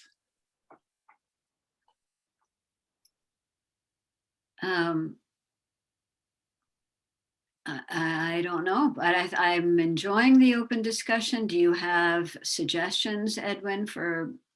I had some questions as well. I was kind of looking forward to maybe a little bit of open discussion, if that worked. Sure. Okay. That works for me, but Edwin, I also want to come back to this because Leslie had a question on the table. Wasn't it, didn't you, Leslie? What was that question? Yeah, no, thank you. I mean, we've talked around a little bit just about, for the three of you who have much more experience, just anything you might add about, you know, tracking time, being present, like just how you've navigated that, or is it merely, you know, just do it, and it sort of becomes more second nature? One thing is just some thoughts is in terms of the time is delegated. Is the facilitator say, oh, would somebody else do it? Right? Yeah. Great idea. Great idea. Yes.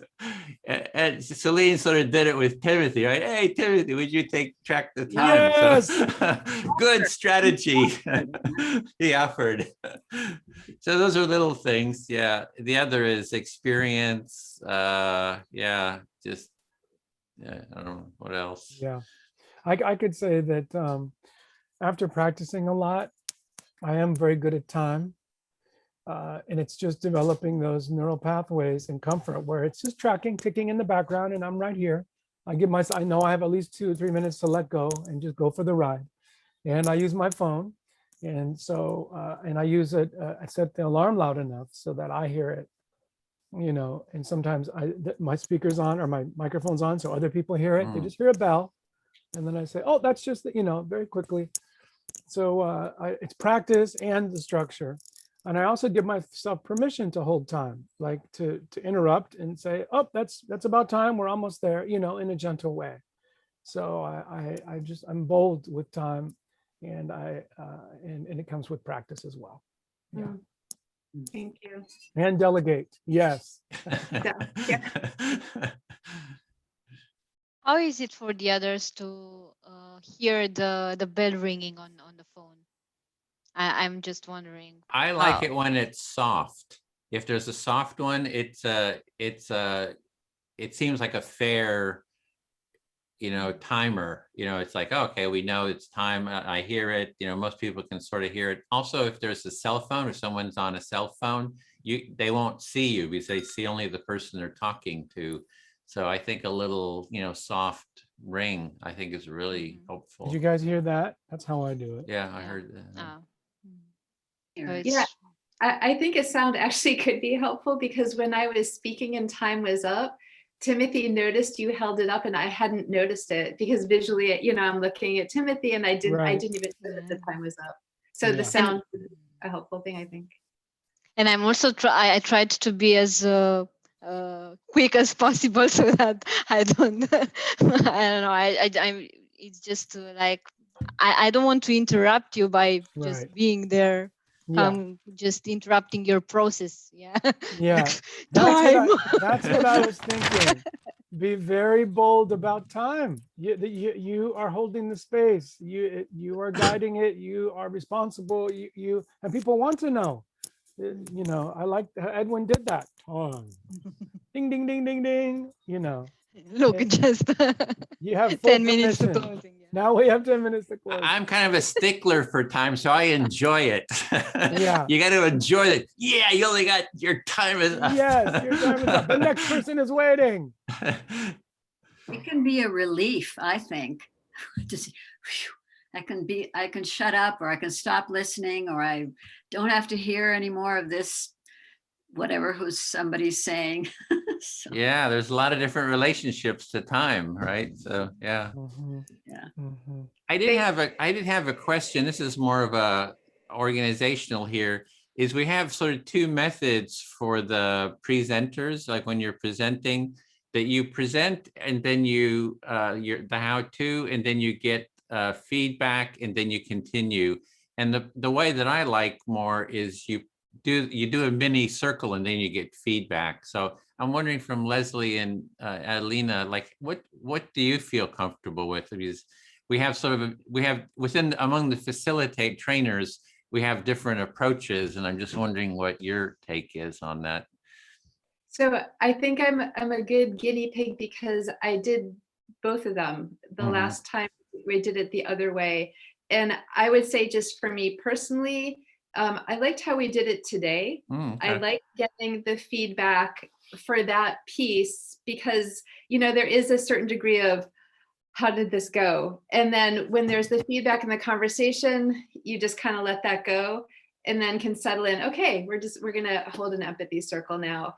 And also, I think the waiting to the end, like it just sort of became more remote anyway for me because of the dynamic of the conversation that was had. So it felt relevant and relieving to do it the way we did today for me. Oh, great. That's great feedback. Yeah. Alina, any? Yeah, for me, I guess my expectation at first was that I will receive the feedback after the whole circle has finished, not immediately after the presentation. So when I saw Leslie's, I was a little bit like, maybe I would rather receive it afterwards. But then when it actually happened, it relieved tension for me. I mean, I could, because I was so anxious about everything, and I was probably, if I went into the circle in that state, well, I'm not very sure. Probably it would have come with much more pressure, at least at first while I was listening. And then maybe when I started to talk, I don't know, maybe it would just go away. But and I think there's another point here, that if you wait till the end, I think that some of the information just goes away. I mean, you're not in that state of mind anymore. You're not feeling the same way you felt immediately after the presentation. So for me, I think that I don't know how it is with the other approach. How would I feel at the end? But I think that this worked really good. I think that it suits me better because I received feedback just afterwards, and I could be more in contact with how I was in that moment. Yeah, Okay, that so makes sense. you're more fresh. Your feelings are fresher, and you're getting feedback right away. Okay, great. That's good to hear. Yeah. Yeah, I think that this is how it was for me. Yeah. Okay, cool. Oh, Edwin, do you have another question? Oh, I've got tons of questions. I mean, unless you have something. I just had a quick one. Yeah. In this training, I'd like to include some music or dancing. Like maybe even just as people are oh, big thumbs up. Yes, Adelina? Yes. Oh, double thumbs up. Okay. So like as people are arriving, maybe, you know, we play a different video every time. Just people are arriving before the start time, you know, whether it's a song or, you know, a bit of, you know, a little movie or a clip of something, maybe, you know, just to have fun. Or maybe when we finish up, you know, we have like a little empathy song or something. I don't know, like a little bit of art of some sort with rhythm and sound. Yes, big thumbs up from Leslie and Adelina. Or maybe, you know, maybe a good poem or a chant, or, you know, just something that's playful to get us moving. So yeah, I'm feeling that pretty strongly. And, you know, we also want to balance the content, but it's almost like taking a break. You know, it's like we had to build that into the training, you know. But to move away from, you know, the grind of emotional and mental focus, and then take the break and play a little bit. And then maybe that helps us bond a little better too, if we can play. So anyway, yeah, just any suggestions about that at all? Or I like the idea a lot, and I would want to make sure that it's balanced culturally. So if we have songs, that there be some songs from, I don't know, from Africa and from Iceland and from wherever, that kind of thing. Yeah, sounds good. Yeah. Yeah, from all over the world. Yeah. Go ahead, Edwin. Oh, yeah, to kind of bring some, I don't know, yeah, emotional levity or into it. When I first did the circles, we would do, what I really loved was that you would share a felt, when you do your check-in, you share the feeling that you have. Like, what are you feeling right now? And you share that as emotion, so I'm feeling like, growth, and then you get a reflection from everyone. Nice. And then you just wait, check it. You get it. Is everybody really reflecting you? It's like, yeah, let's get this whole group. Yeah. Oh, that feels good already. Yeah. Yeah. You're not doing it, Timothy. It's it's too slow. But yeah. So, but that was one of the, so it was, because we're all sitting, so we have more of this physicality, plus it taps us into our felt experience, plus it gets that reflection, right? Because reflection, mirrored reflection creates that oxytocin, which is one of the benefits of empathy. So that's what I've been thinking, but some people are like, I'm not going to move. Yeah. And here's my thing, be assertive with it and do it anyway. Just do it. Yeah, and of course we're leaving absolute choice and autonomy for people to participate or not. That's fine. But so yeah, I'm just with that, Edwin. And go ahead, Leslie. No, I was going to say, I think the culture of play is so intimately and intricately bound in empathy. Yeah. And I think also too, like the embodied piece of it just is absolutely like you said, Edwin, our felt sense, which is heart and gut and all of us. And I think as much as we can bring the totality of ourselves to this, all to the point. Yeah, I'll be right back. I want to take a break before we bring people back. I'll just take a minute. So I'll see you back in the main group. Okay. Great. Yeah, we got 2 minutes, about 2 minutes. So yeah, so maybe I'll see with the others about implementing that. Like, it could be in the debrief. We do the debrief afterwards, so we have some time for that, or even I even thought in the empathy circle itself, that when it's your turn to speak, the first thing you do is that share how you're feeling. You get a mirrored expression. So yeah, especially when we sit so much, and I think that could loosen things up. I like this whole idea of bringing up art in the circle, because in the last circle we had, I was with Kian, Leslie, and it was a very deep conversation about the universe, the meaning of life, individual, us being individuals and also being part of the universe. And at some point, the whole conversation just took my mind to one of my grandma's paintings that I had just next to me, and I just went to it and put it in front of the camera so that the others just see it, even if it was not my art. It was just something that resonated so deeply within me that I just needed to share with the others. So yeah, I think that it doesn't matter what it is, if it's a painting, if it's music or a movie or anything. I think that it would be great to just share with the others. I love that. Okay, so we're closing here. We should be coming back into our, so thank you everyone thanks for facilitating this space, Celine, and holding it. Thank you, everybody. Thank you. Thank you.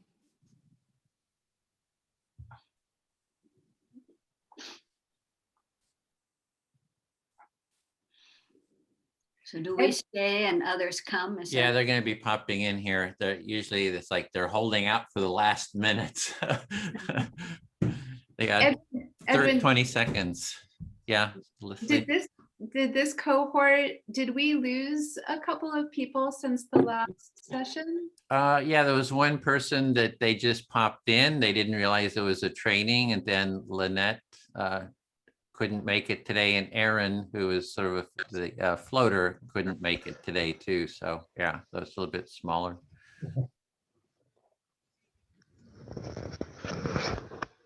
plus it was a smaller group to begin with. Usually we get up to 22 participants, and this time around we just had 16, so I think. Okay, Graham, I think you're up for Okay, debrief. so am I, what are you wanting me to do, Edwin? You were going to be the doing the debrief, just the Good, thank you. Right, okay, so let's go across my screen from left to right. And I'm top left. So for me, very, very generally, I experienced a situation where I was tense in the beginning and I ended up nice and calm. And this is really one of those effects of the empathy circle that I'm getting to enjoy more and more frequently. We had some interesting opportunities and experiences in the meeting. And one of them is when questions are raised in the empathy circle and the structure of our empathy circles doesn't allow those questions to be answered. And so that's just something that's tickling over in my mind. But otherwise, once again, I've enjoyed the experience, and thank you. So next one, on the top of my screen here is Edwin. Would you like to speak, Edwin? Yeah.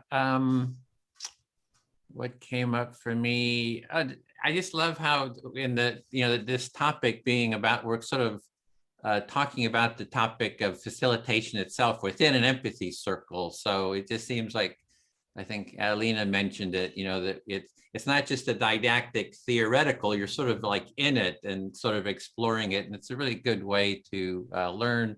And I've been making lots of notes, about all the different challenges that come up.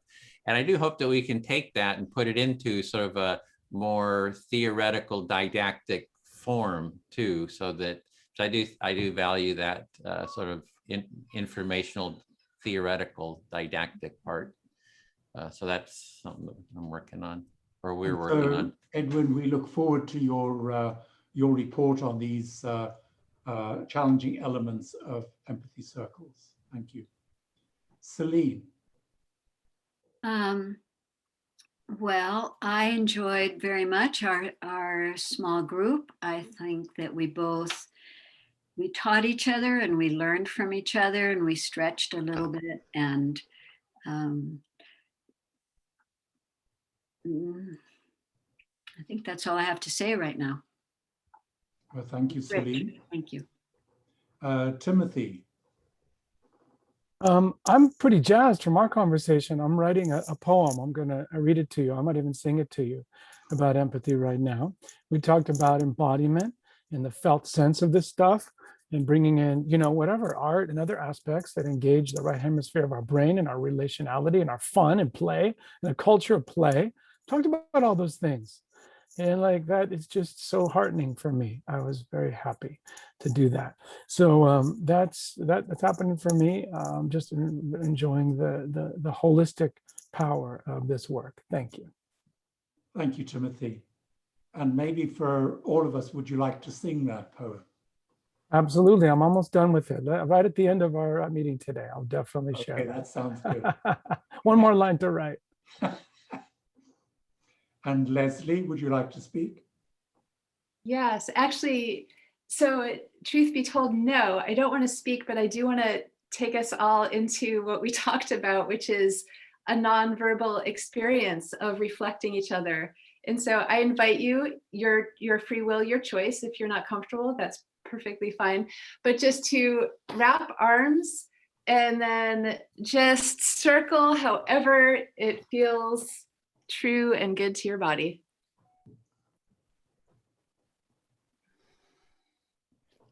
Thank you. Thank you to everyone in the group. It was a really enlivening conversation today. Thank you. And thank you, Leslie. And that idea of sharing, physically sharing, was interesting. So thank you. Adelina, can you share, please? So I'm very grateful for being in this circle. I enjoyed being with Leslie once again very much, and Timothy, I loved your energy. And for me, it was also such an interesting experience to see myself facilitating this and presenting. It came with so many emotions, and even though I was all over the place, I felt supported, and I felt like I was in a safe place. And I think that this is the most important thing in a learning process. So, and especially learning by doing, which is something that I'm really, really appreciative of. So thank you. And so, Adelina, you're enjoying the process of creating safety and support for not only yourself, but for others. Thank you. So Bill, could you speak, please? Sure. Well, I'm constantly very impressed and touched by people's willingness to do things that are new and feel awkward and things like that. And so I really appreciated the input from Kian and Evelyn and Michelle. It really, each time it gives me new insight into how people learn about the empathy circle and how they learn to facilitate. And so that was very valuable for me. I appreciate you all. Thank you. Thank you, Bill. And it's now your turn, Kian. Yeah, I enjoyed our time and practice together. For me, this being my second training, I really appreciated getting to do the introduction again, which was definitely something that was bumpy last time. So really glad to be practicing that more. And also enjoyed our time doing the circles. So yeah. So thank you, Kian.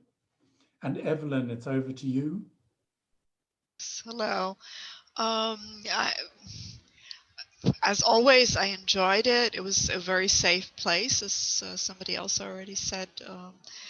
I'm just very tired and very hungry and planning my evening meal. I'm very sorry. But I'm very happy that I joined this training. Very, very happy. So thank you. And thank you, Evelyn. And Michelle? Yeah, it was, oh, thanks very much, Graham. Yeah, it was a really sweet circle, and I'm really grateful for both Keen and Evelyn. I'm also really grateful that we had Bill there, he just gave us like lots of great guidance. And the thing that I'm taking away from the circle was like this really sweet moment right in the middle where the entire practice like was distilled down into one recommendation. It's like, pause and open your heart.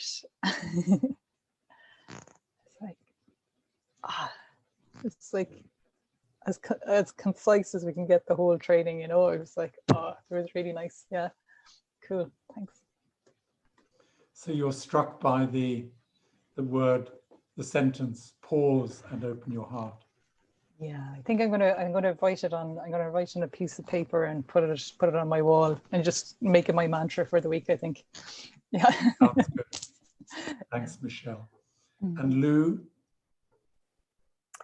Yeah, so I was in a circle with Graham and Kat and Janos and loved our time together and loved getting to know you all even more. And excited about seeing you develop as facilitators and seeing your learning. And I'm, let's see, what else do I want to say? I think that's it. I'm very moved. Yeah, and grateful for the time that we spent together and for your interest in doing this. Thank you, Lou. And Kat? Yes, totally. That was a good experience. I related to your comment about how you can begin with quite a lot of tension and then you can have the anxiety. And then I'm comparing that to last time and I can see a difference this time. And also remembering last time, in the last cohort, that you have all this multiple attention points that you're freaking out about. But this time I'm a bit more like, oh, all right, that's a bit better this time round. I did not believe that it could be what it is now then when I was in the first time. Definitely appreciate that. And also remembering to slow down and get out of my head and get down into here. And then also I've noticed that there's a trust element going on as well, I feel, in the circles, because part of your anxiety is actually trusting that the others will actually have empathy for you and slow down and actually hear you. And then lastly, I appreciated the chance to practice the communication skills, especially with Janos, and being able to slow down as well. So I really valued that. Thank you very much. And so, Kat, one of your themes seems to be slowing down and appreciating its value. Thank you, Kat. And so, Janos, you're the last one. Are you there, Janos? Yeah, just I'm also hungry, so I'm already in the kitchen. So I'm really happy with my team in the circle. Was oh, wait a minute, light. So I was very helpful, everyone in the team, and they was so kind. Awesome. It seems to me I'm an old woman, and they open every door for me or give me seat. And also I got the challenge for myself, because I was the first one who asked, can we exercise the introduce? But when I get my turn, I recognize, oh, oops, wait a minute, I didn't learn anything about that. I don't know at all. And another thing what I want to ask from the teacher who is make this training. I've been in a situation twice. Once I very shortly react for the one of the speakers when not in my turn. When the time was finished. That's, I think, so broke the rules. And another thing, what is most important interest for me, can we address for each other a personal message with personalized speaking? So when or just we can speak just something like what is not touch anyone personally to in the team, because maybe that's can somehow broke the empathy in the circle. Depend on what I say for the others. Thank you. Thank you, Janos. And it's now over to Edwin again. Thank you very much, everybody. I think we're on to the sort of the closing, right? And I think that was Michelle. Was that? Were you doing that? Yeah. You're muted. Hey, yes, that's just one moment. Thanks, Edwin. Thanks very much, Graham, and thanks, Edwin. Yes, so for just one moment. Yeah, so so for the closing, do we have any final trainer comments? Yeah, I wanted to make a couple comments about what Janos asked. So if I understood what he said, a situation where the time is up for a speaker, but they don't stop talking. And even if you give them a signal, they keep going, like they don't notice it, or they keep going because they're very involved. And I think what I would do as a facilitator is I might give them a little more time because they have a lot maybe that they're trying to say, but then, not too much. And that's mostly out of respect for others in the circle, that the speaker's needs are important, but other people's needs are important also. And so I would say something like, so I'm gonna stop you now. It doesn't look like you've seen the time cues, but your time is up. And it sounds like you've got a lot more that you'd like to say, and I understand that. And you'll have another speaking turn when it comes back around to you. but I'm going to ask you to stop now because, you know, mutuality is a really important principle, and everybody gets a turn to speak in the circle. So we're going to move on to the next person. I would say something like that. And then about personal messages, wanting to say something personal to an individual in the circle. When it's your turn to speak, you can say whatever you want. So if you have something you want to tell someone in the circle, when it's your turn to speak, you can do that. That's really nice. Thanks very much, Lou. And Bill, did you have anything you want to share? Just is that a lot of times people send personal messages through the chat, and so that's okay, but at a certain point, again, it's a lot about, we talked about the art and balance, and so at a certain point that distracts people's attention from the circle itself. So that's a balance, you know, to, if it's, oh, I really like that, a little emoji or something, fine, you move on. But if it starts to become more of a conversation, that can be a distraction. So that's just something to be aware of in the chat. That's all. Thanks. That's really helpful. Edwin, yeah, sorry. Okay. Yeah, over to you. Yeah, okay. So part of the training is we're constantly improving and iterating on it. So every time we go through it, we sort of expand on it and sort of deepen it. And one of the things we've started adding is that the cohort is an ongoing series. It used to be just we would do it here, there, and kind of as we sort of had time. Now the cohort, like this 9, we had 9A, now we're doing 9B, and then we have 9C, coming up after this one. So there's sort of the aspect of trying to get out and promote the cohort, right, to your friends, family, whoever, to start already thinking about, do you want to take part in the next cohort? Do you want to be a trainee? Kind of what role do you want to do? So it's just something to sort of think about, and especially in terms of trying to fill the cohort too, to keep the cohorts full. We usually have about 20. We can take up to about 22 people in a cohort. So that's kind of one project that we've sort of added. And the other is we're starting now that the trainees and trainers will be sort of adopting a challenge, right? You take a challenge and that you sort of write it up, you describe the challenge, you sort of adopt it and start articulating how that challenge will be addressed.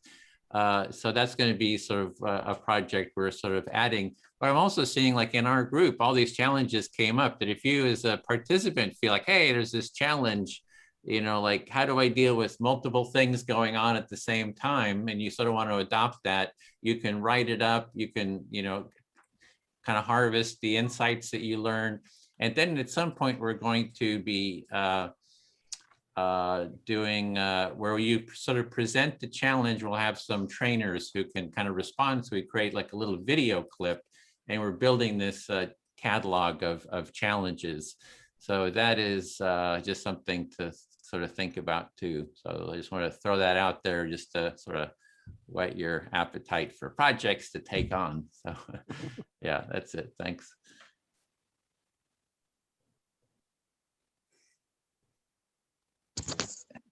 Thanks very much, Edwin. Yeah, I'm sorry I'm stumbling a bit on the closing. I kind of said I signed up to do it and then kind of forgot I said I'd do it. So what's coming up next week is check the times is the first thing. So your time zone might have shifted. So just keep an eye on that. And in session 3, we're going to practice like facilitating again. So really similar to what we did today, but next week you'll be able to decide whether you want to have some challenge or not. And the course is designed to let you go at your own pace. So you can ask your facilitator, and you can pick no challenge, an easy challenge, or a harder challenge. It'll be in the email as well that you receive out, and your trainer will not give you any more challenge than what you're ready for. So it'll be at your pace. So your assignments will be sent out by email. There's a reminder to fill out the feedback forms, to hold our empathy buddy calls, and to try and facilitate an empathy circle, and to sign up to the next cohort or invite a friend, as Edwin's been encouraging us to. I'm trying to focus on that myself at the moment, of just like kind of pushing it out to groups and letting them know. So so if you could please post, so that's our main tasks for next week.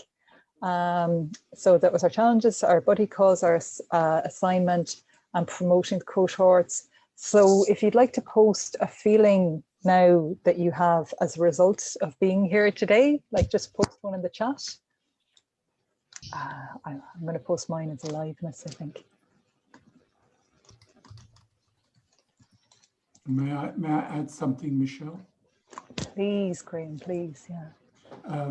It was picking up on your point. I hope I'm not interrupting you, but it was to pick up on the point of time changes. So in Britain, Ireland, and Europe, they're going to do a time change on the 28th of March, which is this coming weekend. And that means that things will change an hour for sure, which way you need to be aware. Yep. Yes, Evelyn? Can I ask a question, Michelle? Yes, go ahead. I'm not quite understanding. Can you give an example of a challenge? So Edwin's going to send these out to us by email, but an example of a challenge is if there's like somebody doing some funny things in the background, interrupting, not reflecting properly, any of these. Okay. So, yeah. Thank you. Thank you. Okay, that's all I needed. Nice. Yeah, okay. Oh, there's some really nice feelings coming through here. Appreciation, warmth, aliveness, playfulness, gratitude, effective, satisfied, warmth. Satisfied but tired.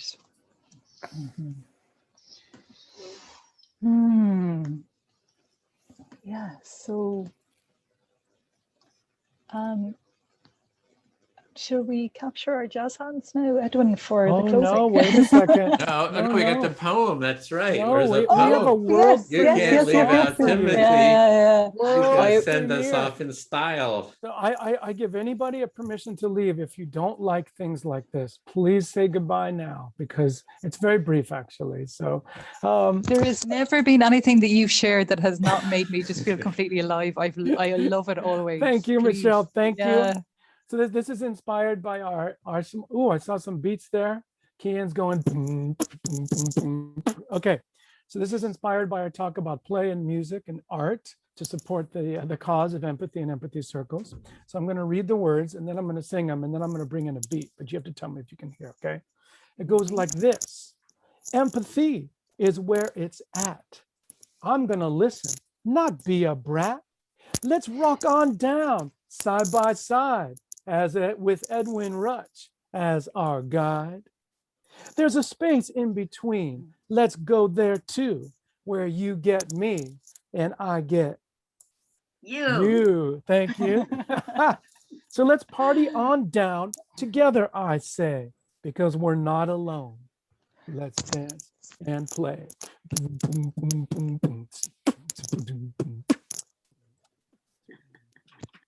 Empathy is where it's at. I'm gonna listen, not be a brat. Let's rock on down side by side with Edwin Rutch as our guide. There's a space in between. Let's go there too, where you get me and I get you. So let's party on down together, I say, because we're not alone. Let's dance and play. Okay, I'm gonna do an experiment now. Give me 30 more seconds. Gotta see if I can bring in a beat, okay? Oh, wait, share sound. Let's see if this works. Okay. Oh, I love it. Here we go. 1, 2, 3. Can you hear me?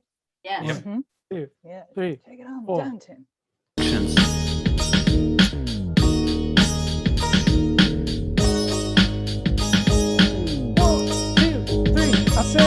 empathy is where it's at. I'm gonna listen, not be upset. Let's rock on down, side by side with Edwin Rush as our guide. There's a space in between. Let's go there too, where you get me and I get you. I get Let's you. party on down together, I say, because we're not alone. Let's dance and play. But, come on, put your hands together. Come on, let me see it now. 1, 2, that's it, 3. Let your body move. You are listening to Daily Beats. There you go. Let's dance and play, people. Okay, thank you very much. It's been real. Okay, back to serious faces, people. Back to serious faces. There you go. That was my first attempt. Could you hear the beat and the rap? Okay, I hope you could. I could feel the beat. All right. Thanks for playing, everybody. Do we do Thanks, jazz Timothy. hands? Jazz It was fun. hands. Yeah. Bye. See you next week. See you next Yeah, week. thank you, everybody. Take care. Have a gorgeous Bye-bye. See you next And week. hang in Thank here. Have a you. nice evening. Bye. Graham, stay here, Graham. Thank you. Okay, will do. Okay. Bye-bye. Good night. Bye, everyone. Bye. Bye, everybody.